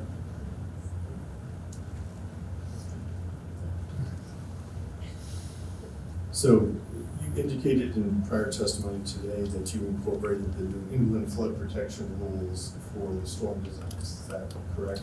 The flood hazard area rules that are have included new precipitation design standards for the various rainstorms, the 210 and 100-year storm. We've done it in accordance with what we believe is about to be, would be adopted. Okay. Did you also go back with the inland flood protection rules, which are the rules you were just referring to, also adjusted the floodplains and the flood elevations? Did you go back and relook at your plans for that? No, we did not. Okay. We have looked at it in the sense that we've used method 5, which is an assumed method, and the stream corridors nearby this site have such steep banks, even a rise in the flood elevation wouldn't really change the limits drastically horizontally.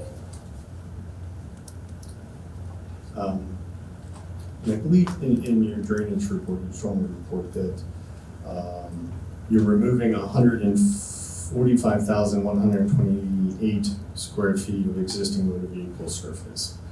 But do you know in which drainage area that removal is? There's primarily, it's the developed site, lot 33. And the report also indicates there's just over 21,000, I think it's 21,205 square feet of proposed motor vehicle surfaces that you are not treating for water quality. Is that an accurate reflection of your report?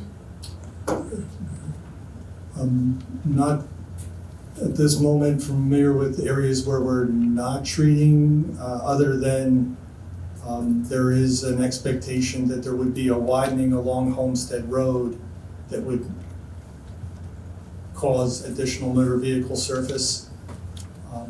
And by virtue of the elimination of the existing motor vehicle surface, that would counteract that additional motor vehicle surface by the widening of Homestead Road. Well, as you sit here today, do you know that those two drainage areas are in fact the same drainage area? Or could they be in different drainage areas? Well, they're all on site, and our site has a discharge point on the northerly property line. You're saying that's all one drainage area? But yes, the whole site ultimately discharges at this point along the Royce Brook. Yes.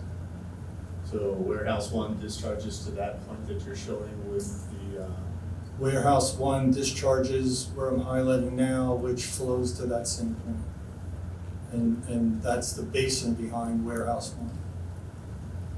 And so you did not break this site up into multiple drainage areas, either pre-development or post, correct? There was hydraulic analysis for the westerly side of the site and the easterly side of the site. They were broken up by virtue of the limits of disturbance not being connected. But so the westerly site would drain to a different point on the Rice Brook than the easterly site, correct? Correct. Okay. They ultimately all end up at that same discharge point on site.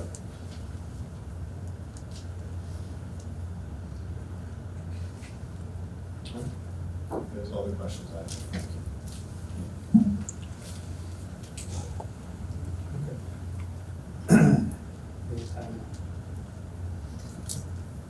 Thumbs up for Tyler? Okay. So I think we're a good pause before we turn it over to public.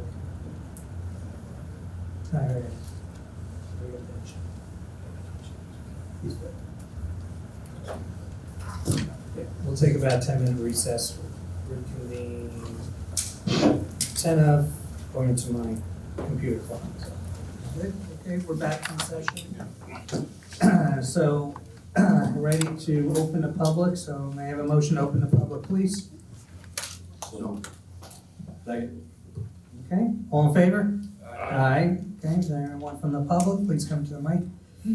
State your name for the record. Do not sit down, because you're not gonna, you're not an objector. Comfortable. You should only have a few questions. That will not be true. It's not direct questions of the applicant's witness on his testimony. All right, does that work? No, I can't hear you. It's green.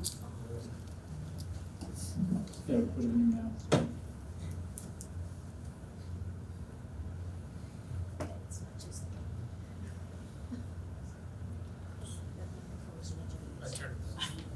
Did you try it? Yeah, it's on. I see the green light. It will take me longer standing up. My apologies. We'll try it over here since you're going to make it uncomfortable for me. You tried to encourage me to leave, but I'll see what I can do. Okay.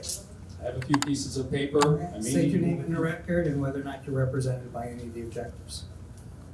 My name is David Brooke. I am at 7 Winding Way and I am not represented by anybody. I am here as a citizen of Winding Way. I represent the Winding Way residents, but actually I don't. I have a few different questions in a few different areas I just wanted to try to cover. Mr. Ford, earlier you talked about the 2 access roads to warehouse number 2. I wasn't quite clear on the description that you were giving to some sort of change. Was that correct? Or you were saying it just followed the old road? The easterly access to warehouse 2, which is the one on the left side of the page, follows the existing driveway over the pipeline and over the brook. It's the driveway that's closest to the big warehouse, correct? And to the Pinter house? No, this driveway right here, Okay. there's an existing, there's actually remnants of utility poles. We followed that same road. So there are 2 of them there, right? I'll just say eastern and western, is that correct? So you're looking at the eastern one? Correct. You mentioned the MUA before as some sort of issue on the eastern road in providing access, is that correct? Well, the issue is really the benefit of the access over the brook provides access to the existing sanitary sewer that runs along the north side of the brook that I'm tracing right now approximately. Just for clarity purposes though, the MUA didn't ask you to build this road, did they? Well, it exists now. You are going to make significant improvements to the road, I presume.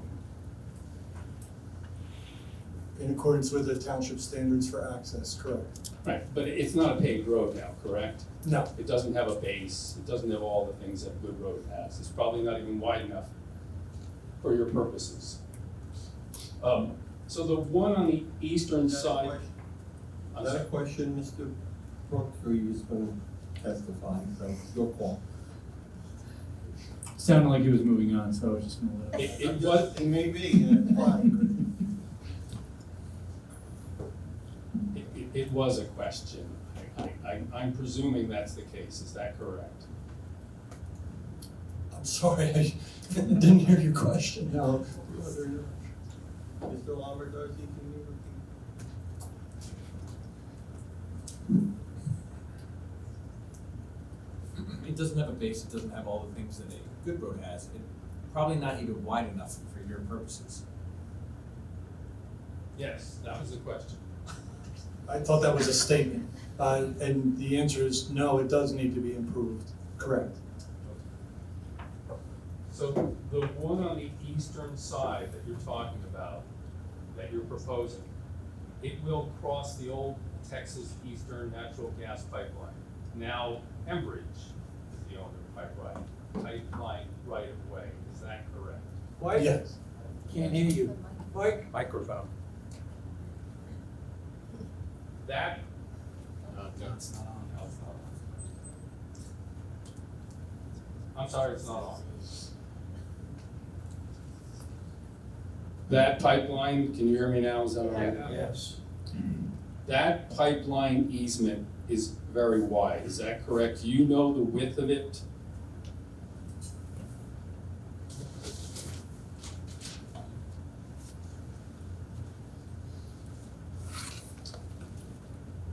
Yes, on sheet 4, it's 100 feet wide. My understanding is it's 172 feet wide. Are you testifying? I'm asking the question because my belief. No, you just said I understand it's 172. Please just ask questions. Are you sure it's 100 feet wide?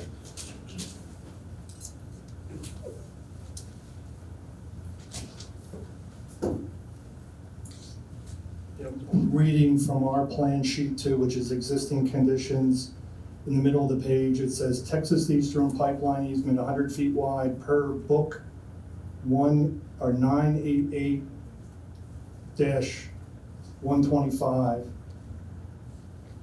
And then it goes on to say that there's a tax map document that shows 172.5. So there's a discrepancy, I guess, between the tax map and the easement document. And we show both lines on the plan. So just for. Just. Go prices right. Just go prices right. I'm gonna take that. Thank you.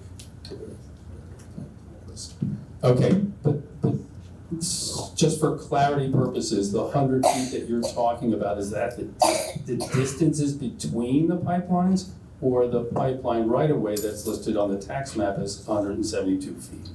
As I just read, the 100-foot wide is per deed book and page, and it's referenced as an easement. It's not the distance between the pipeline, it's a land width of an easement. It's not worth pursuing, but I would just ask you, you gave me 2 different numbers. We'll leave it at that and hopefully we'll figure it out. So there are 4 natural gas lines running on that easement. Is that correct? Correct. Do you know the sizes of the pipes? Are they 40, 36, and 220s? They're actually listed on that same sheet 2 that I just referenced, the sizes of each one of the 4 lines. My apologies, I do not have that sheet in front of me. Could you just tell us the sizes? Yes, 42 inch, 20 inch, 20 inch, and 36 inch. Thank you. You're welcome. You mentioned earlier that the one that was closest to the road was a little more than 24 inches below the ground. Do you know the depths of the other 3? They're greater than that, and that was on that same exhibit that we looked at earlier. And again, this is based on documentation we have available. There would have to be sites. Bless you. But I guess my question is, do you know the depths of them? We represent the depths of those pipelines at the point of crossing where that existing road is that's to be improved on the plans based on I'm sorry, I didn't hear the last part. Based on the information we have available from, our discussions with the pipeline representatives at Enbridge. I only asked because were you around when the 36-inch line ruptured and exploded in the fire? Objection. Irrelevant. David, please stick to questions. Do you know why the pipe exploded? Objection. It's not, did not happen here, so. Mr. Ford, are you aware of the Hillsborough Township Ordinance 188-75, Public Utilities? Yes. There is a section C on pipelines. Is that correct? I don't have the ordinance in front of me, sir. I may hand you one if you would like it. Mr. Question. Yeah, please ask the question. Section C1 states, no new building construction or land disturbance shall be permitted within 75 feet of the right-of-way of any distribution, gathering, or transmission line as defined in this chapter. Do you agree that these 4 pipelines are transmission lines as defined in the township's ordinance? Yes, and the plans actually include a representative of that 75-foot width that you just referred to. So they delineate that area on the plans. Does the proposed second driveway for warehouse number 2, the eastern one, cross the 75 feet adjacent to the right-of-way on both sides, and also the either 100 or 172-foot easement over the top of the 4 transmission lines? Yes, the driveway you're referring to is the existing one that we're improving, and it traverses the pipelines today, and it will tomorrow. Is the plan presented to the planning board proposing to cross more than the 172 feet, since it's not crossing the right-of-way in a perpendicular fashion? Do you know the widest measurement of the proposed crossing of the easement for the eastern road? The alignment of the driveway follows the existing alignment of the existing driveway, so the disturbance is in the same location as the existing disturbance. I very much appreciate that answer, but do you know how many feet, lineal feet, you'll be crossing over the pipeline because it's not going perpendicular?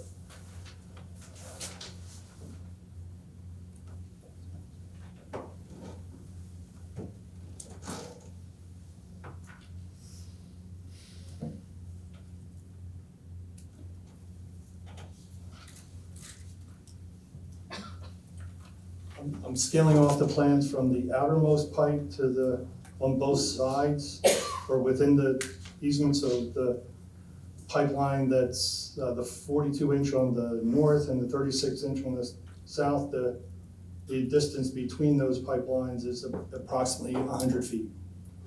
And that's at the location where we're crossing. Okay, thank you. In the same ordinance, there are certain information that's required under section C4 with regards to a number of requirements the township has asked for.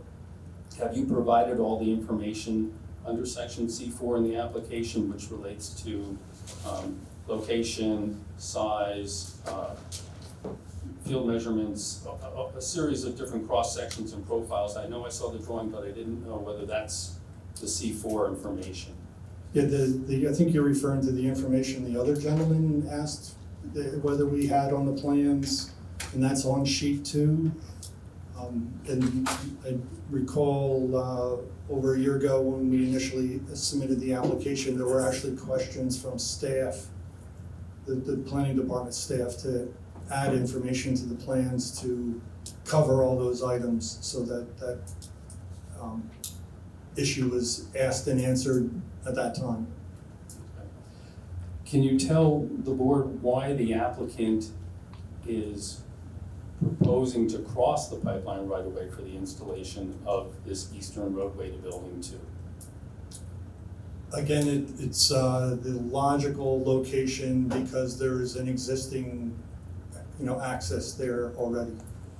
And just for clarity purposes, the frontage that runs along Homestead Road, do you know the actual frontage for what will be that second lot?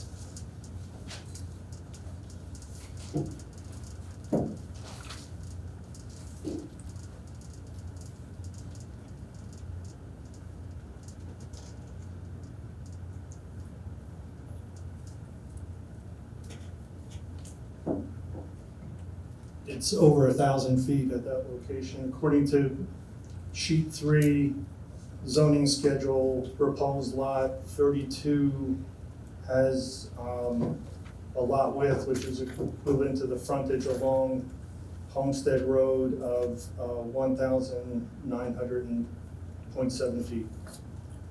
Okay. So section C3 of the ordinance states that the provisions of this subsection, well, I should go back. So there's the prohibition, and then there's that section that says these don't apply to any land disturbance or construction involved in the crossing of a pipeline to provide access to a property when no other reasonable access is permitted or the crossing of a pipeline is required for utility. So my question is, has the applicant provided a justification to the township for why it must cross the 75-foot buffer and then also actually cross the actual 4 pipelines? Yeah, again, our justification is that's an existing access today, and it is logical to follow that same access. Has the applicant in a written format or in your report provided the township why it must cross, because it's stated as was prohibited by this ordinance? What's your exception that you are presenting? That actually is our only disturbance of the pipeline easement, and our only disturbance that's being proposed that would apply to that section of the code, and that's in a location where the disturbance already exists. So let me try it a slightly different way. Are you stating there's no other reasonable access to the property other than crossing those 4 pipeline right-of-ways with that eastern road? Well, we show a second driveway to building 2 that was added as was suggested by the fire official. That's on the plan. And that driveway does not cross the pipeline, is that correct? That's correct. So then wouldn't you conclude there is a reasonable alternative to accessing the property other than using the eastern roadway to get into it? Not in a fashion that would comply with the fire official's request for 2 access points.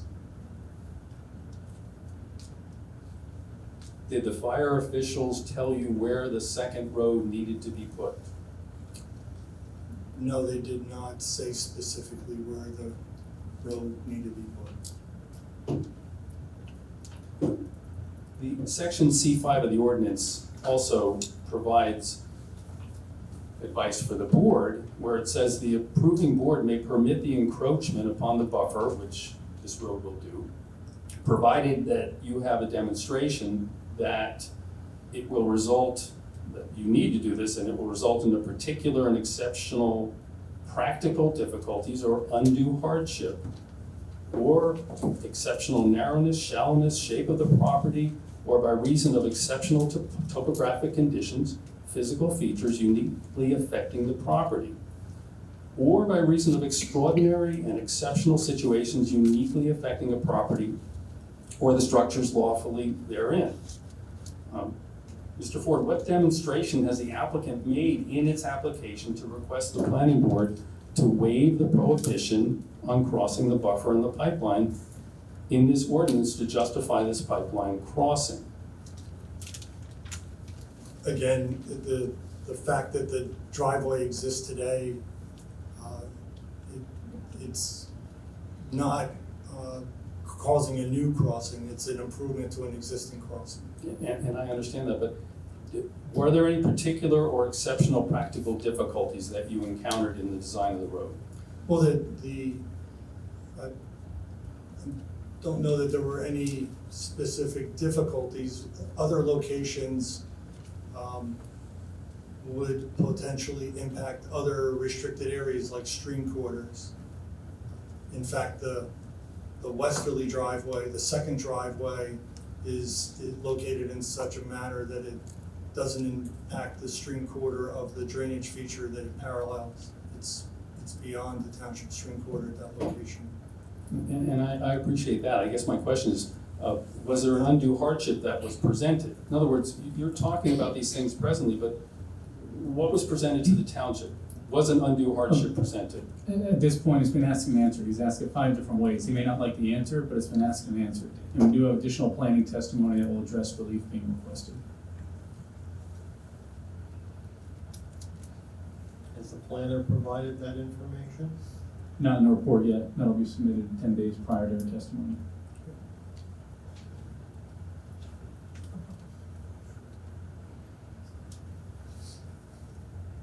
Mr. Ford, have you presently obtained permission from Enbridge, the pipeline owner, to cross their 4 pipelines with construction equipment? Rejection, asked and answered. We went through this pipeline already through cross-examination. He's talked about the communications they've had with them already. Okay.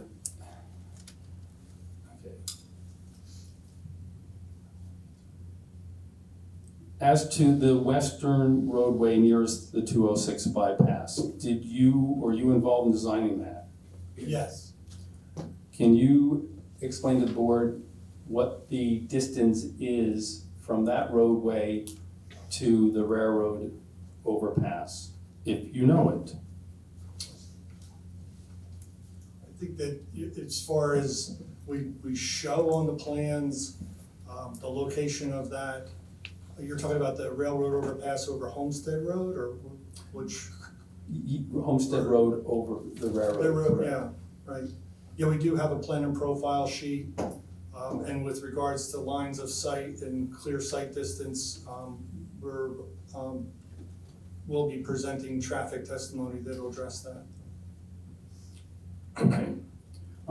But just for clarity purposes, was there a reason why you designed that western road so close to the property boundary and the bypass? As I stated moments ago, we made an effort to avoid any additional encroachments into the stream corridor, including in that area. Okay, and just to clarify also, you mentioned your traffic expert will be discussing distances and turning radius and that kind of thing for that issue, for the railroad overpass and the rest of the road? Correct. Okay. Well, relating to Homestead Road, it's not a flat road. It has varying grades up and down. None of the drawings seem to indicate what those grades are. Have you done any information on the drawings that would show that? And again, my apologies, I haven't been able to see those.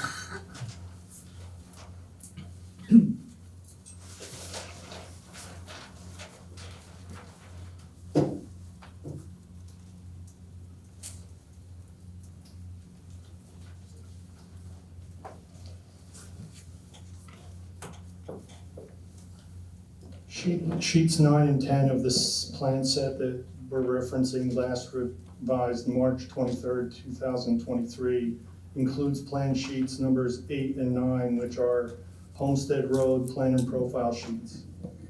And that's the entire frontage of the site. Does that actually show any grades? Correct, yes. Okay, very good, thank you.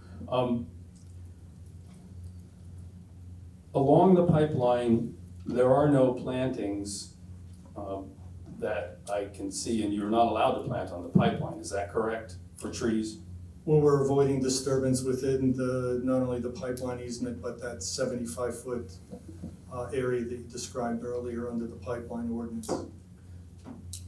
Are there any plans for the applicant doing tree plantings to buffer the properties on White Meadow as well as on Winding Way? Because with that pipeline, there's a need to try to plant trees to provide a buffer, but there are none that I can see.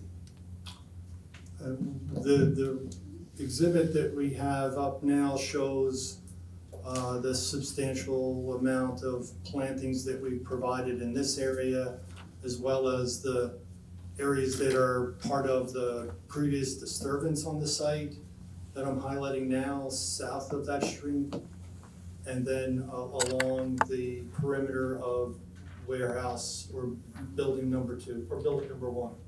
My only question relates to the parking lot area directly adjacent to the pipeline. There are no plantings there, is that correct? Don't know what parking area you're referring to next to the pipeline. I don't have a The point. parking areas are along the front of the building. The pipeline is here, and then that's building 2, and then the parking areas along the front of building 1. I wouldn't characterize that as near the pipeline. My apologies. The rear of building number 2, where the parking, where the other access road comes in from the westerly side. I'm sorry, building number 1, I said it wrong. Building number 1, yeah, that right there, that's the area. Is there any planting there? Because Yes, right here, I'm highlighting it. no, I'm talking about by the, there is planting, you're saying, by the parking lot, the angled portion that runs directly parallel to the pipeline, is that correct? Okay, thank you, I can't see it. You mentioned the northeast portion of the property that is on the other side of the Royce Brook, which is the northeast corner where there is no proposed building. I don't recall mentioning it, but I believe the area you're referring to is this area? Correct. Yeah, that's beyond any restricted areas, and as I recall at one of the prior hearings, my testimony is there's no proposed activity in those areas. My question for the applicant is, you would not have legal access to that, would you? With the stream there? Objection to relevancy. And frankly, with a lot of this, he's just asking him to confirm information on the plans. We need to. More importantly, it was not part of his testimony, so It was part of the earlier testimony. Well, it was, there was no, I don't recall any testimony as to the desire to develop on that side of the property. Well, they said the other side of the property, but not that one. So Exactly, but here's my question relates to preservation of it, and that's why I was asking about development. There are no proposed developments there. Do you or will the applicant agree to deed restrict and preserve that property in perpetuity? It'll place conservation easements on any area that's required to be placed as part of any DEP permits. That's not the question, and you're not testifying. He's testifying. No, I'm making a representation, and I can make any representation I want to make. The applicant is representing, it is going to place any conservation easement on the property that's required as part of any DEP permit. Other than that, they're not placing any further restrictions on the property. The DEP is not going to place a deed restriction on municipal property. Mr. Murphy, he already just said that they're not doing any deed restrictions. Mr. Ford, as part of the application process, did you or anyone involved conduct a township document search for these 2 properties and their histories?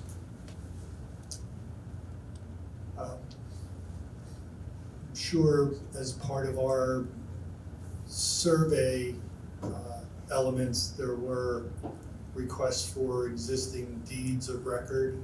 I don't know if you characterize that on township records.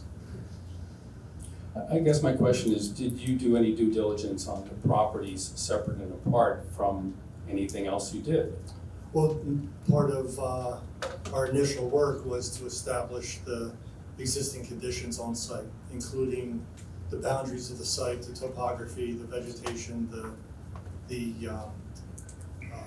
existing conditions, any improvements. That's all shown as part of the plan set, all that information. So are you aware of a buried barn on Mr. Shockley's property? Objection. Yeah, Again, assumes facts not in evidence. No. If I may, You may not. 1992. I You'll will have an submit opportunity this. to present whatever. Dave, questions of his testimony, please. It relates to the structural ability to build a building if there is a buried barn underneath the property where you're building. That's not a question of his testimony. I believe it's engineering, and engineering relates to, I'm gonna start repeating like Mr. Giannetti. There will come a point in time, subsequent to when all the testimony of the applicant is put in, that the objectors and then the public will have a right to put before this board, subject to examination where applicable, anything they want the board to consider relative to the ability to build or not build, size, etc. That's the time to introduce or provide before the hearings information you want the board to consider when you put it on in some form of testimony. Mr. Ford is not going to, has not testified as to whether there is anything buried on the site or not, and therefore, move on, please. that's fine. I was only asking if he was aware of it. And he indicated he is not aware one way or the other, move on. Thank you, Mr. Bernstein.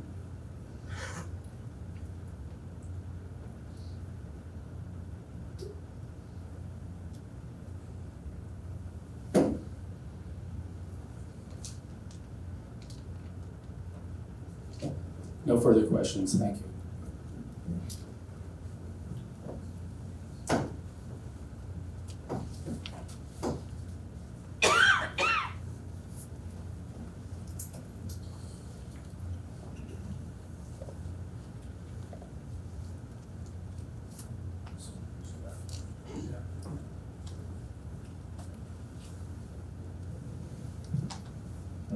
Bill Martin, 237 Hillsborough Road.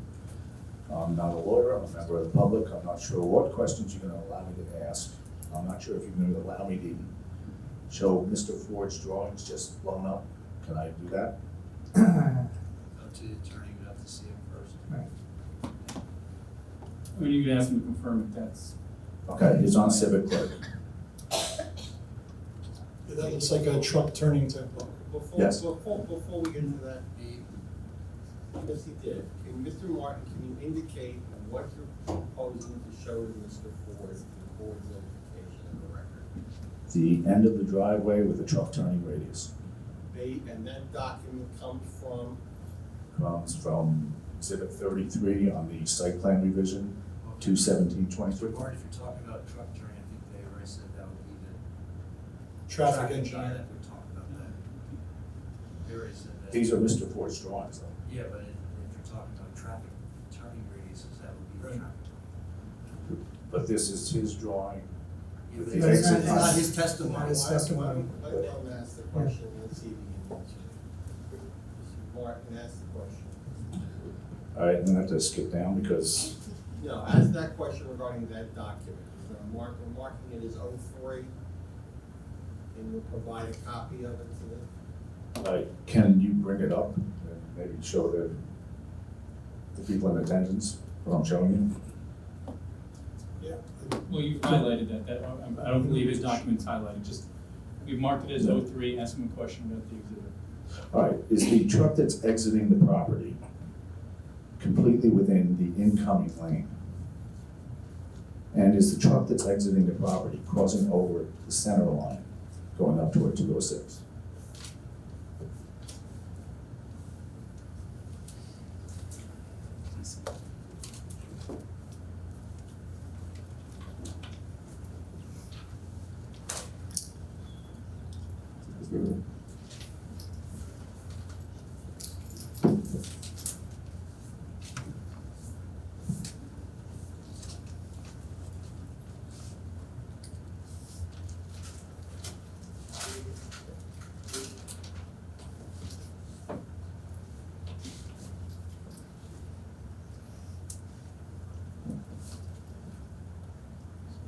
Not, there on sheet 21, there's 4 different turning templates. I'm not sure which one you're pulling it from. I'm looking at image 33, the truck turning radiuses. I'm looking at the area you're describing, which I think is the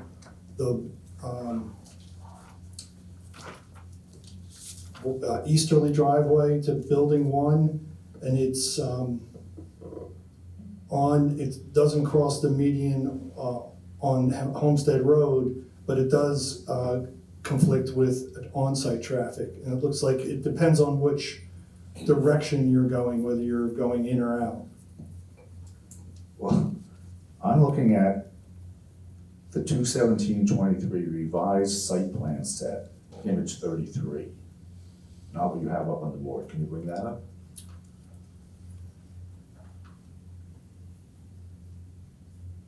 Well, are we referring to this exhibit 03 that we just marked? Yes. Let's use that exhibit and show it to him and ask him. Okay.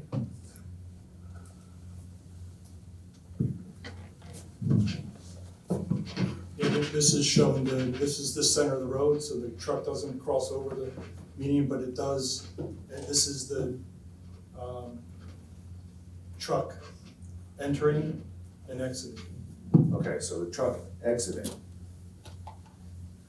is in the entrance lane. Is that- Right, it does, doesn't appear correctly. I don't know that it's actually representative of a truck making a left in, and it's just coming from the tightest point or the south driveway, the south lane on Homestead Road.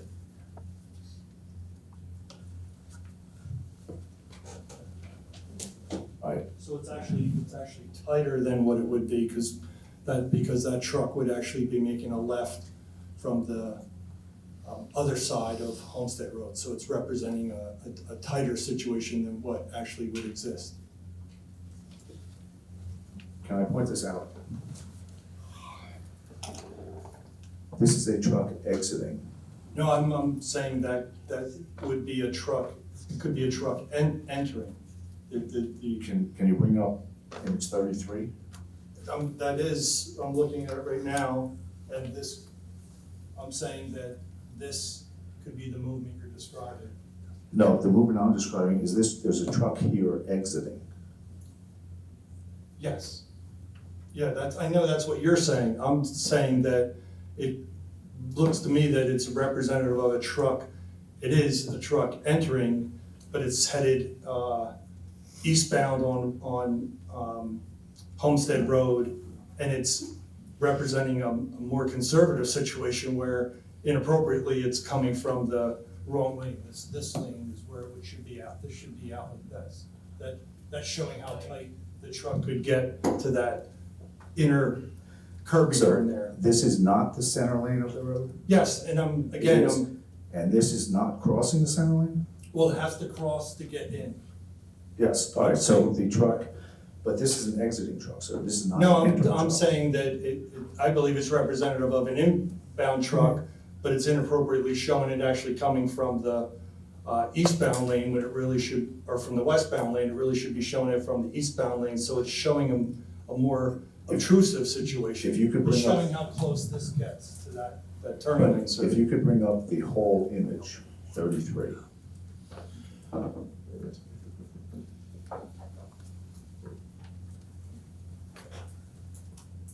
no.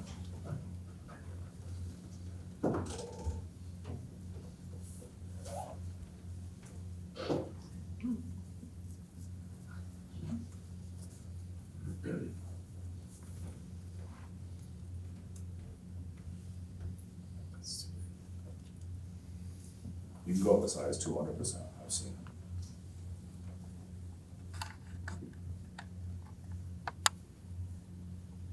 it. Mr. Martin, is this on the whole sheet which you're representing as part of an 03? Yes, this is part of, this is the driveway exit. The right-hand side driveway exit. Can you zoom in on that?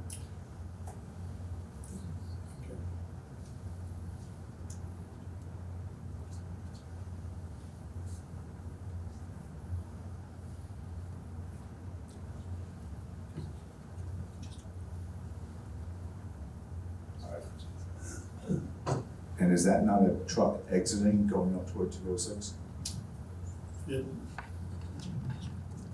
This is, what I'm saying is, I believe this is representing inappropriately that it's a truck entering but it's coming from the wrong lane in Homestead Road, and it actually shows, you know, that it's too tight to that inner. So basically, curvature. the truck turning template needs to be updated to show Correct. the correct access. Right. So, That doesn't answer the question, sir. it does. This is clearly a truck exiting. It's not a I truck in think the we wrong might- lane. Ms. Moore, I think you've identified an error on the drawing. Yeah. They're gonna need to correct for the next hearing. Well, I believe it's more than an error on the drawing, sir. No, I mean, he's saying they're showing in the wrong direction, so he's It's the correct. wrong direction. You want to see it? So, I'm just gonna ask Mr. Ford, who proofs these drawings, particularly for traffic? Should that have been proofed by the traffic engineer? Or is it someone? It's reviewed by the traffic engineer, correct. Okay. So when it's his turn, we'll ask him, you know, how he missed this. Okay, so I asked the traffic engineer these same Mr. Chairman, questions. Now, if is I it- could ask for one other request, if Mr. Ford's office is gonna update the plan, maybe a slightly larger scale will help all of us Okay. identify potential conflicts. I know you're trying to squeeze things on a drawing, but that might help everybody. Thank you. All right, I would call it the legend you use a WB 62 tractor trailer length? Correct. Is that industry standard? That's the larger truck that I'm aware of. Typically, it's a 55, WB 55 that I would use. Is an industry standard a WB 67 or 53 foot? True. I think that those specifics are a good question, or a question that I would defer to the traffic engineer. Okay, I guess I'll be back on traffic.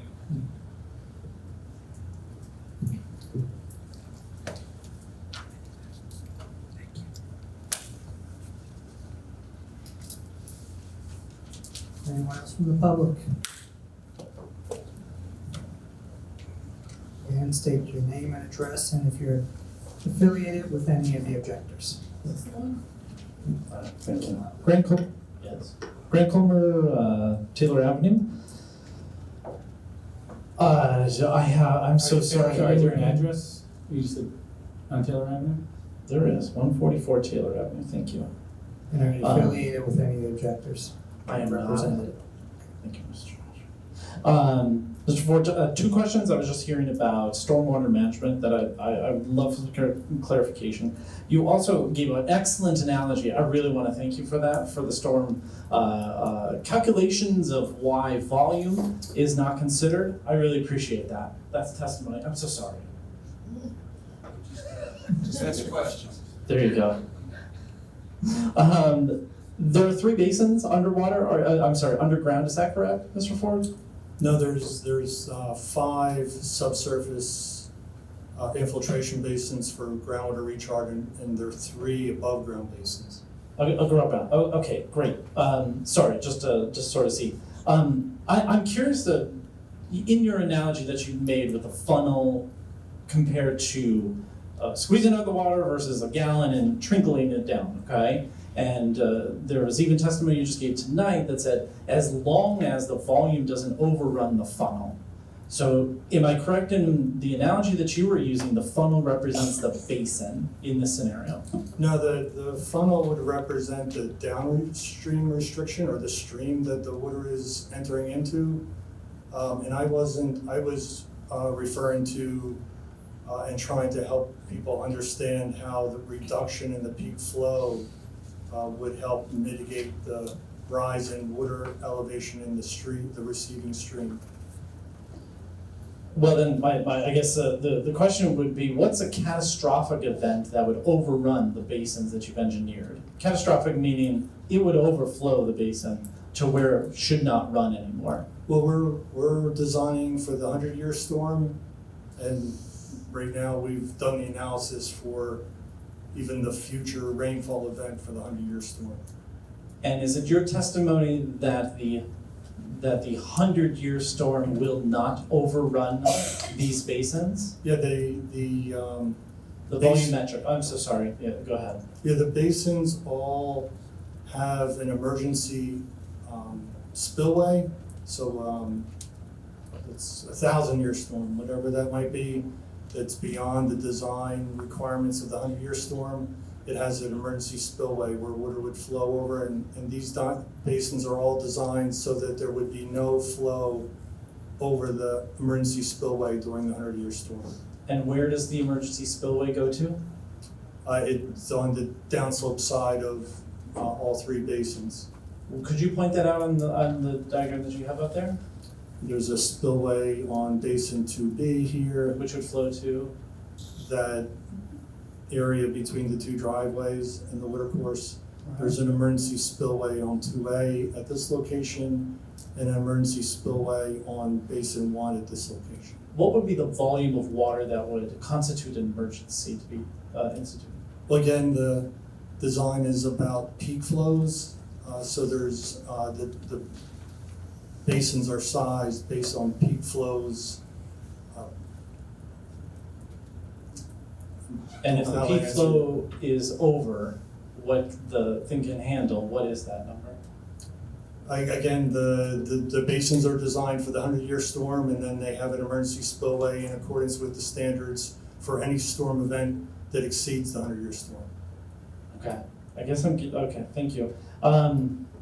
You also testified that the new, I'm gonna put in air quotes because I didn't get the full transcript, but the inlet flood protections for the new DEP regulations for stream corridors would not impact the horizontal distance of flooding from those streams. I got it completely wrong, but I hope you can clarify mine.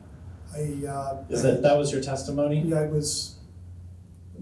I believe what you're referring to is my response to a question about did we study the existing stream levels, not the basin designs, but there's a requirement to establish the elevation of the floodplain, if you will, or the flood hazard area in the existing stream corridors. Mm-hmm. And one of the methods is method 5, which utilizes a table from DEP. Today, that table has a certain depth above the center line of the stream that you use for that estimation, and it's I'll say an estimation based on what I understand DEP considers very conservative analysis. And somebody asked me if I looked at the proposed rules and what that impact would be, and the response I gave is that because the stream banks are so steep in these areas, even if the flood hazard area went up by, that estimated flood hazard area went up by a foot or perhaps 2 feet, it wouldn't result in a substantial change in the horizontal location of that flood hazard area limit because of the steepness of the bank. And the question that I have for you is, did you calculate the horizontal, whatever that horizontal difference would be? No, again, my answer was that we didn't look at it, and I was trying to give an explanation as to why I wouldn't believe there would be any substantial impact, because, and again, beyond that is that there's the flood hazard area is within in most areas within the wetland area or the township stream corridor, so there's other critical areas that would, limit or already limit the use of that area. Thank you. You're welcome.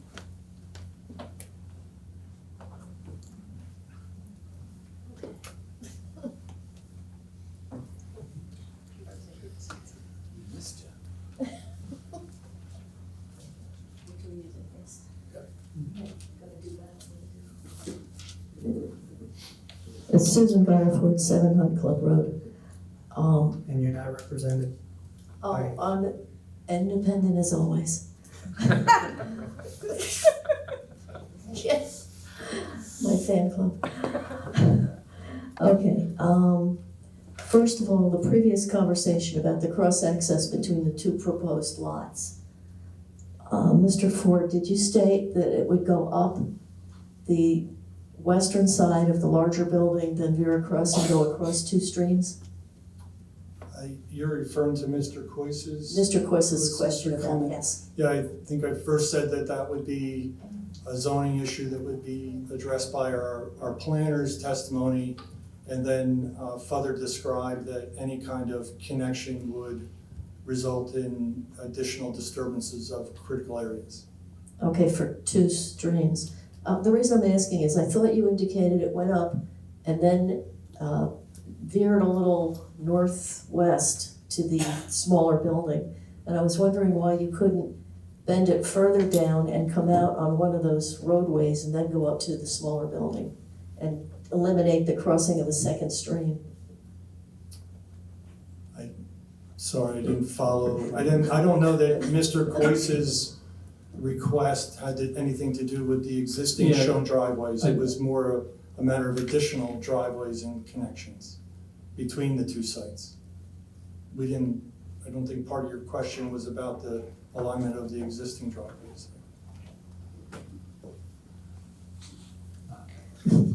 David? I thought that the question was about additional connection, conductivity between the 2 sites. That was the section of the code I believe David was referring to. Yes. Thanks, David. Okay, I have a question about the smaller building, something that I think Mr. Ford and I may have discussed on another application. The circular driveway around the smaller building, it doesn't look like there's something on the top, for example, if a fire truck wanted to completely access all sides of the building. Right, that spot up there, is there something there, either an Yes. additional drive or what? Yes, it's the grass pavers for emergency access only. Okay, it's the one designed to hold the fire truck weight. Correct. Okay. The appearance on this gives a lot of members of the public the thought that all that green is just clear-cut grass, and I know you and I have gone around before where you explained that it is not laid to lawn, it's just the way it looks on the colored drawings, correct? Or is that all lawn on this one? This area that we're highlighting right now, Yes.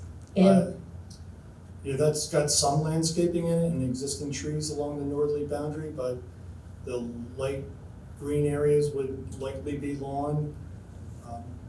And all the other areas that are shown with vegetation would be the plantings.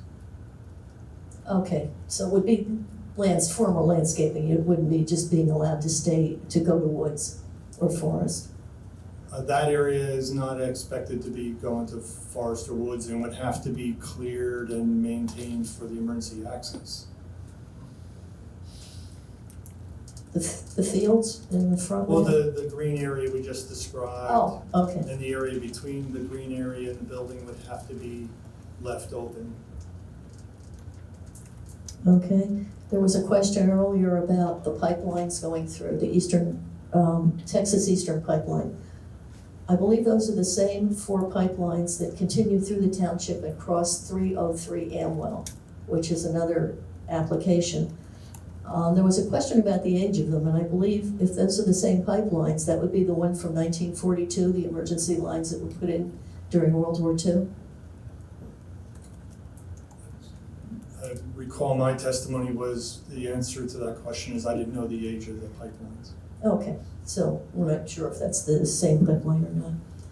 And one other thing you referred to, you said considering the restrictions of the buffers, wetlands, and streams, not much of this area would be developable. Generally, could you circle around and just show the public, is it just the areas where your buildings and are being proposed? Are there large areas that are not able to be developed? Well, I don't believe I testified regarding areas that wouldn't be developed other than to explain why the conductivity, to answer Mr. Coyce's question, might not be preferable because it would require additional disturbance. But there is the existing stream corridors that have restricted areas and limits what can be done in those areas, and I'm highlighting them now. And then again, the gas pipeline is. Okay, thank you.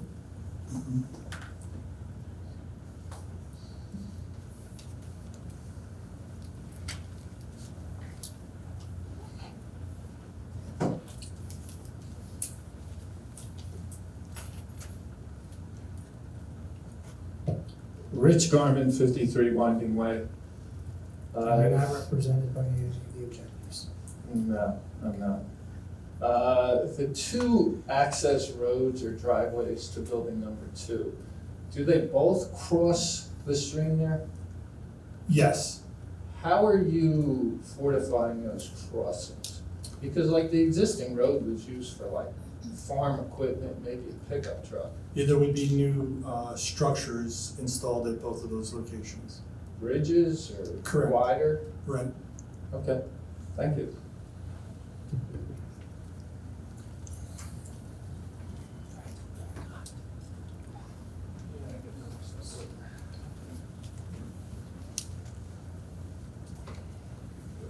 Hi, Judy Haas, Titus Court, not associated with anybody. Am I allowed to ask questions about electronic charging, vehicle charging spaces? That's in your site plan? Did you design any of that, or is that on Yes, the site plans do show spaces for electronic charging stations, and we have agreed to comply with the governor's order. I believe it was in the summer of 2021. I don't know that it's been codified or It's adopted by an ordinance. You have something. It's state law. State law, right? I don't think you have a local ordinance yet. Okay, can you bring up the appropriate page where it's shown, where the stations are actually shown? Well, this overall plan includes? I think maybe it was 4 or 5.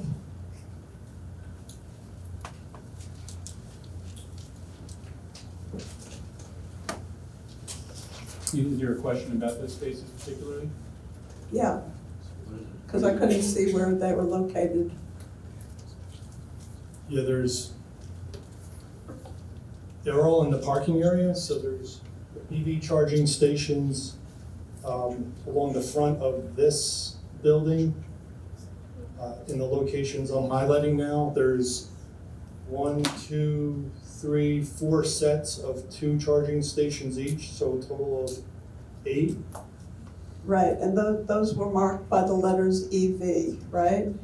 That's correct. Okay, there were none in the smaller building. Was that an error, or are there not going to be any in the smaller building? And by the way, one of those 8 parking spots was also a handicapped spot, which I think is. That's required by the law. That's required, and I don't see on sheet 4 the designated EV charging stations there, so they would have to be added there. Can you try page 5? Because I think there was an error in terms of the page that it was referred to.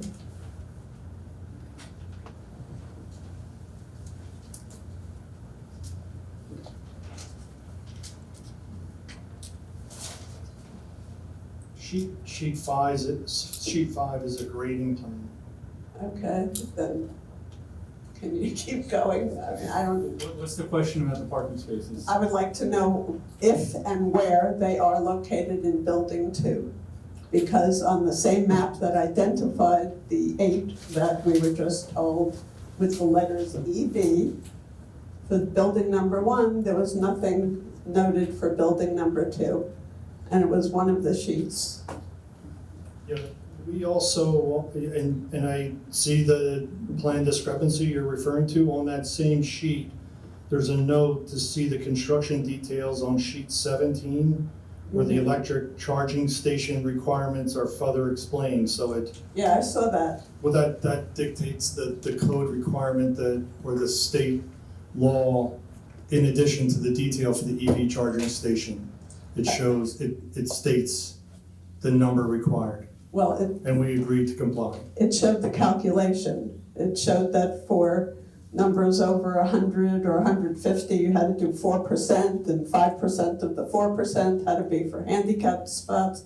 But there was nothing shown on the same site plan sheet that showed 8 spaces marked EV in building number 1. There were none marked in building number 2, and I'm concerned about that.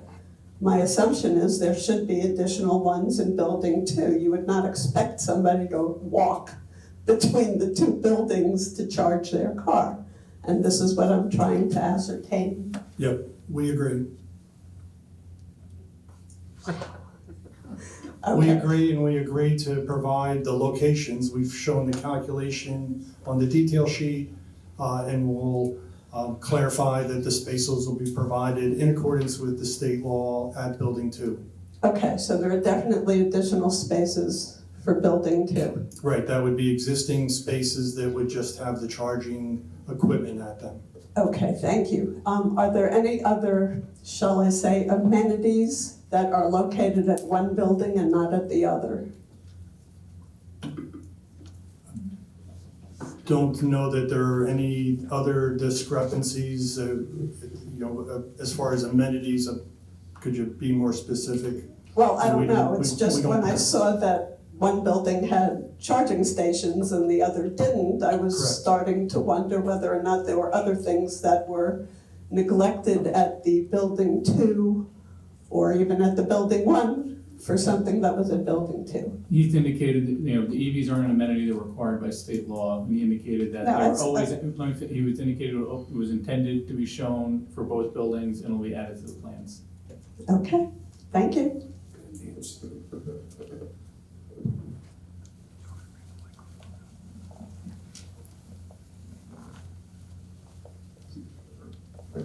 Thank you.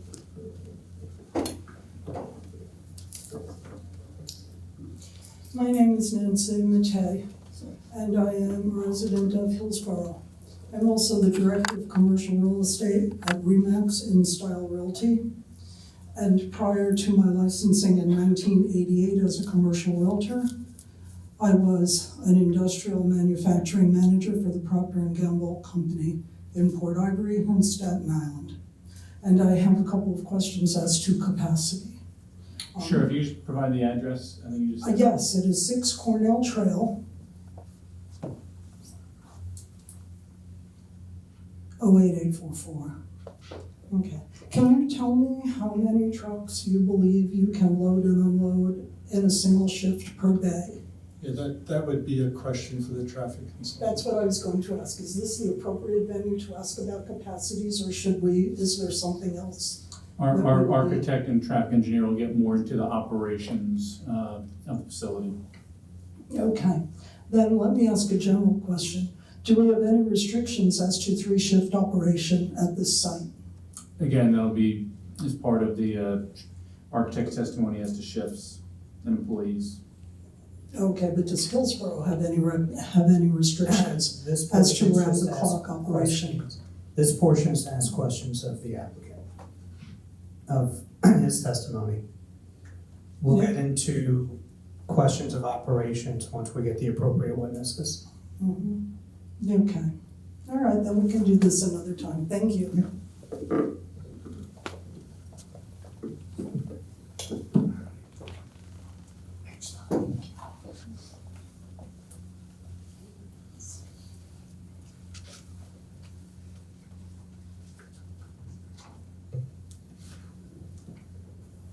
Joe O'Connell. Oh, thanks. Okay, great. All right, Joe O'Connell, 20 White Meadow Road, Hillsborough, and no, I'm not I'm my own person. All right, I have a similar map to those, and as I'm looking at the stream corridors that are all going up to the end of the property, and it just appears on the map, even that map there, that they just suddenly stop. I'm assuming, knowing how water works, explain this to me, that water must continue on past the boundary, yes? Yes, you're referring to this area I'm highlighting now. Yes. We've highlighted the restricted areas on the subject site. Okay. But yes, those similar restrictions would likely continue on the property, next to this site. Okay, and you talked about, one person asked about, in a catastrophic event, that certain areas would spill over? And is this one of the areas that would spill over?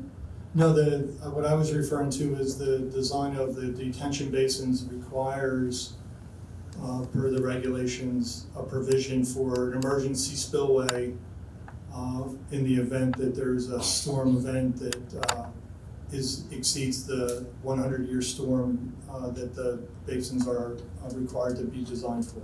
Okay, so this is not where that spillway would occur? No, the area you're referring to is, I think, the existing main stream of the water, the natural water course. It's Okay, not the basin. All right, and then if in the event of that catastrophic and this coming there, would the extra water that would spill over from wherever it spills over wind up in any of these? I can see a few houses here that are right there.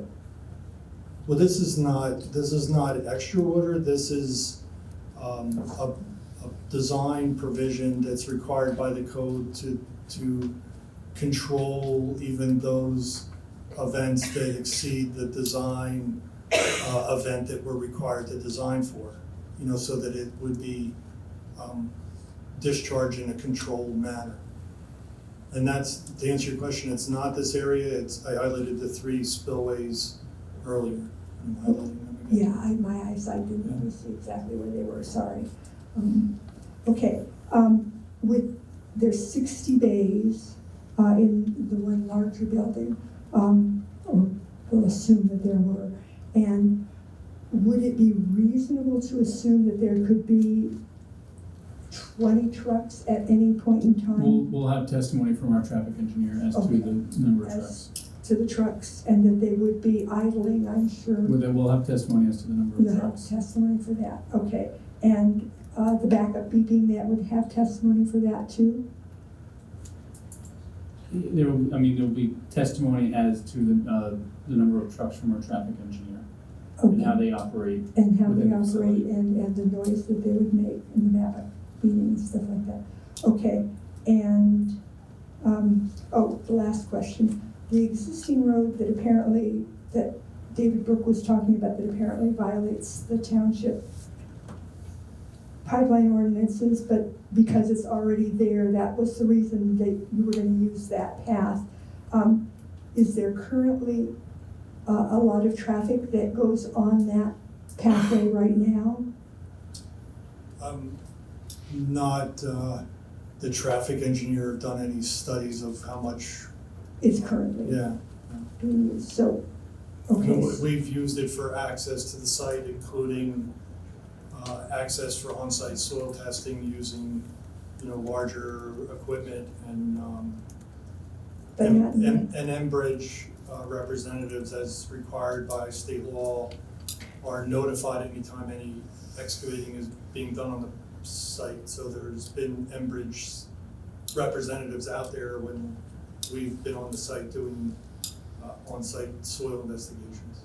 Okay, but it's not being impacted the way it would be in the future with a lot more trucks there. It's certainly a change. This is a different use than the use today. Okay. Thank you.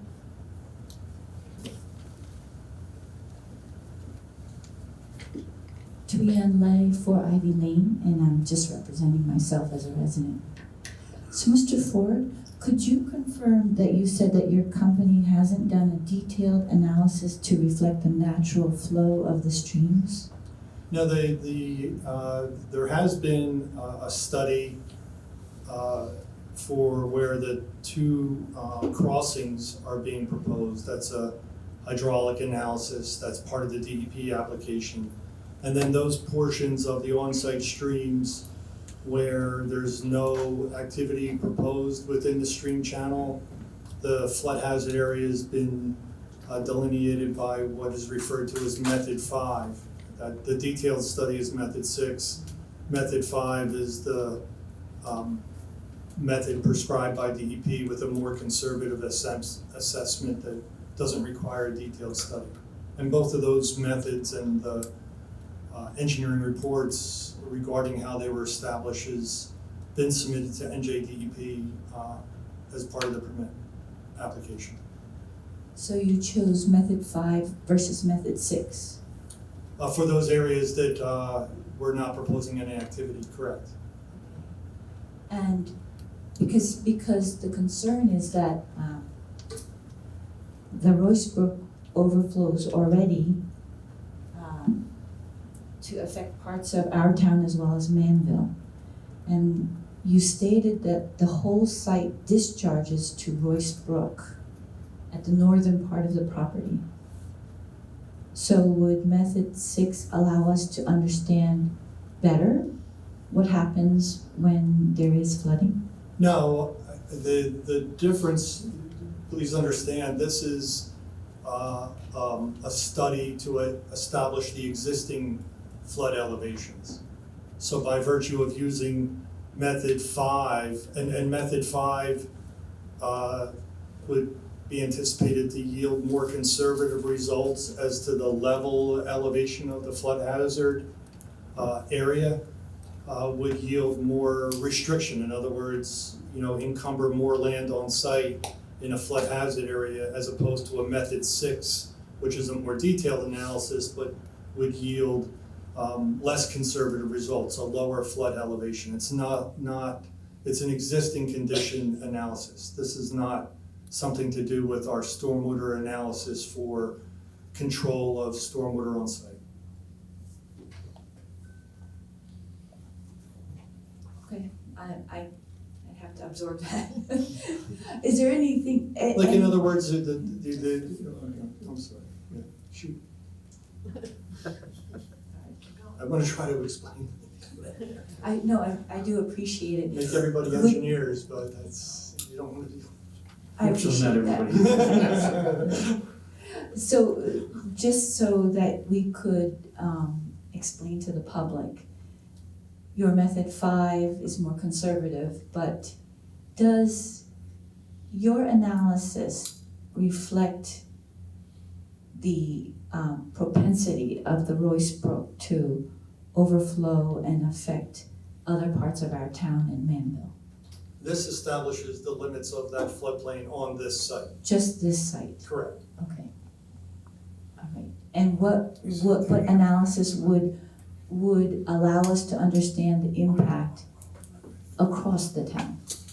Well, the stormwater analysis includes a control of the peak flows discharging from the site, and that's dictated by the township ordinance as well as the NJDP state code.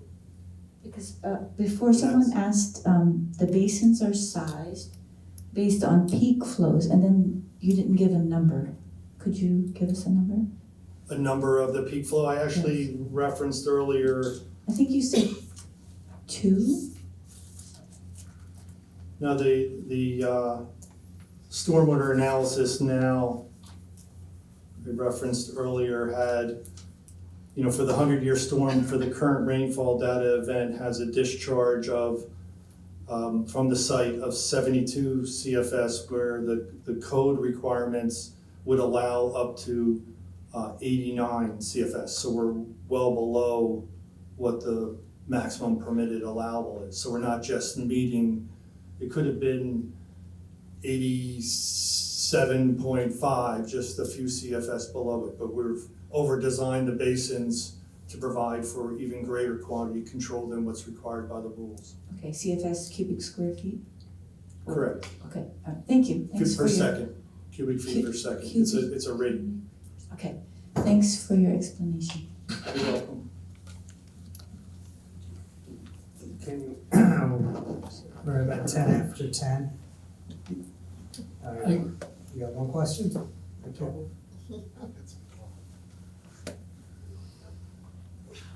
Bob's gonna be the last question, because I know we lost some time early on, so. Well, I was confirming there's no more public questioning after that. Bob Hollingshead, 31 Winding Way, and I'm representing myself. Will you be asking for a variance for not being able to buffer the pipeline right away? No, we're not asking for any relief regarding buffering of the pipeline. But isn't it required to have a berm? that you can't build? There is an area, a restricted area within 75 feet of the pipeline that was discussed earlier, and our only disturbance of that area that's proposed is the area we've discussed regarding the existing driveway that's being improved, or drive that's being improved for the proposed use. Okay, I thought it was a requirement to buffer around your project. We do provide buffering, and we. But you can't buffer where the pipeline is. Yes, and we've shown on the plan where the existing vegetation is to remain, as well as the proposed buffering beyond that existing vegetation to remain. Is it possible for the parking area runoff water to get into the groundwater? The site now design does include porous pavement that allows an opportunity for infiltration, and that's following the best management practices of NJDEP. So there is opportunities, yes, for infiltration. In your opinion, is there a possibility that contamination could get into our wells? Not testifying regarding environmental issues, sir. Okay. Stormwater compliance. Would you say you've maximized what could be built on that property? There is. I guess it's objection. Yeah, we're not even near the impervious coverage max. The town code allows up to 60% impervious coverage, and we're well below that. Okay, thank you. So we've come to the end of this evening. I guess just to confirm, there's no more public questioning or any public questions for this evening. I'd really like to finish with Mr. Ford, so I can move on to our architect at the next. Correct.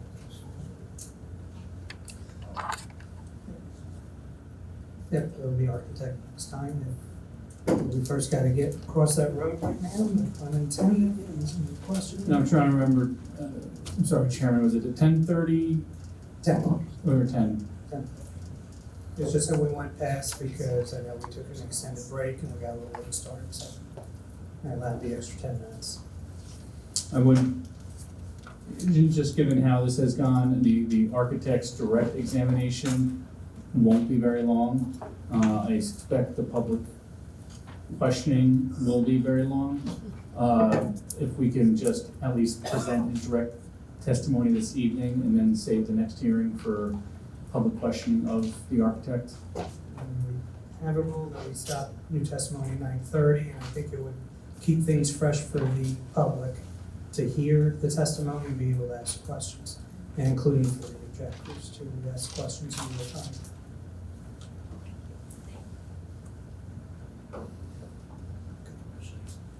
Especially since you think it's gonna be brief and it shouldn't take that much of the first. A minute saved is a minute earned. I hear it. That's why I let Bob get his one question in, so we're done with Mr. Ford. Well, I guess with respect to the next meeting date, I heard there's potential that July 14th could be available, or that there might not be an application going on that evening, or proceeding. There are actually 3 applications currently scheduled for that evening. Are they all expected to go that evening? At least one is coming in to deal with an ongoing affordable housing application, and the second one is scheduled for a presentation. It's another one of the warehouse applications. The first available regular meeting that currently doesn't have anything on the agenda is September 7th. Everything else has applications on it for them. How many meetings are those? I'm sorry. Like the next, what are the next hearing dates in July and August they could say are filled? There are no dates in August. No dates in The August. board does not meet in August and hasn't met at least in 22 years I've been the board attorney. The 3 July dates are the 6th, the 13th, and the 20th, and they are all currently booked. suggest the next two dates available after that are September 7th and September 14th. And if you would like to get on them to prevent colleagues of yours from getting the same dates they have for you in July, this might be the moment. Are there, is there any opportunity for a special meeting in August? Understanding vacations? Board has never met in August, January. I understand, but this is somewhat of a unique situation. By the way, every applicant who gets to that point every August says the same thing. So, hate to break the news, it's been a. So we can lock in September 7th and September 14th? If you'd like to tonight, here's your moment. We would love to. Which means we need an extension. I'm sorry, what's the extension is currently through? Next Friday. Right, June Next Friday? 30th. It's currently June 30th. If you just give me a moment, just to confirm on the dates as well. Also, before you confirm it, Craig, come on back for a minute, just for a second, before you confirm it.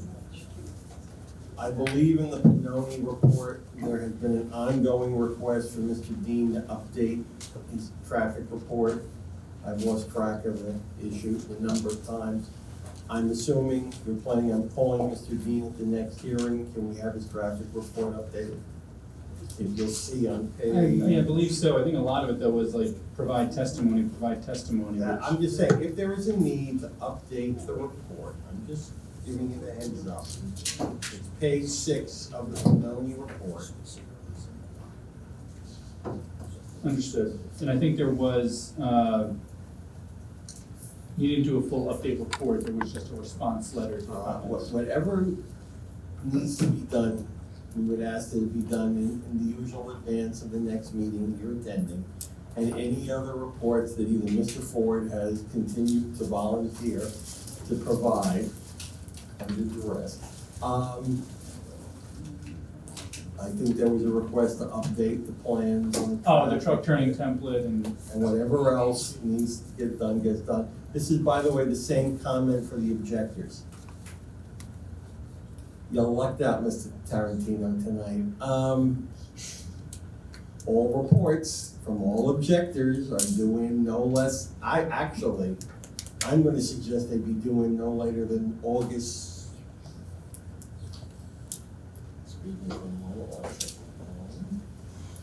That all of them be doing no later than Friday, August 18th. If there's gonna be testimony at that meeting. No, all reports for everybody, the objectors, the applicant, so that we can try at least to have everything on the record. We may not get to it, but at least everybody's got it, because really the only two people I'm concerned about are the man here and the other man there, and then the board. They need time to review it. It is in the middle of the summer. So Friday, August 18th is the magic date. And the reality is, proceeding on September 14th, after September 7th, you're not gonna have opportunity to submit a report. Well, we'll cross that bridge at the moment, but We're fine with. What I'm trying to do at the moment is, everybody's got vacations, everybody goes away, everybody does things. I'd rather not wait until the end of August to ask Mr. Mayhew and Mr. Coyce and myself to start running around trying to produce responses. So everybody's now on notice. Thank you. Thank you. Now. I mean, the only comment that I would make is. Your report's in, you got lucky because it didn't make it in the 10 days before the hearing, because we're not finishing, you don't have testimony. Any other reports that you intend to proceed, because the assumption is, I'm assuming on Mr. Giannetti's part, that he is going to finish this application before I become Medicare eligible. Fully Medicare eligible, which is November. And we will be done, and therefore at some point you and your witnesses, as counsel and his witness, are going to testify. So let's assume that we will get you on at some point in September. Okay?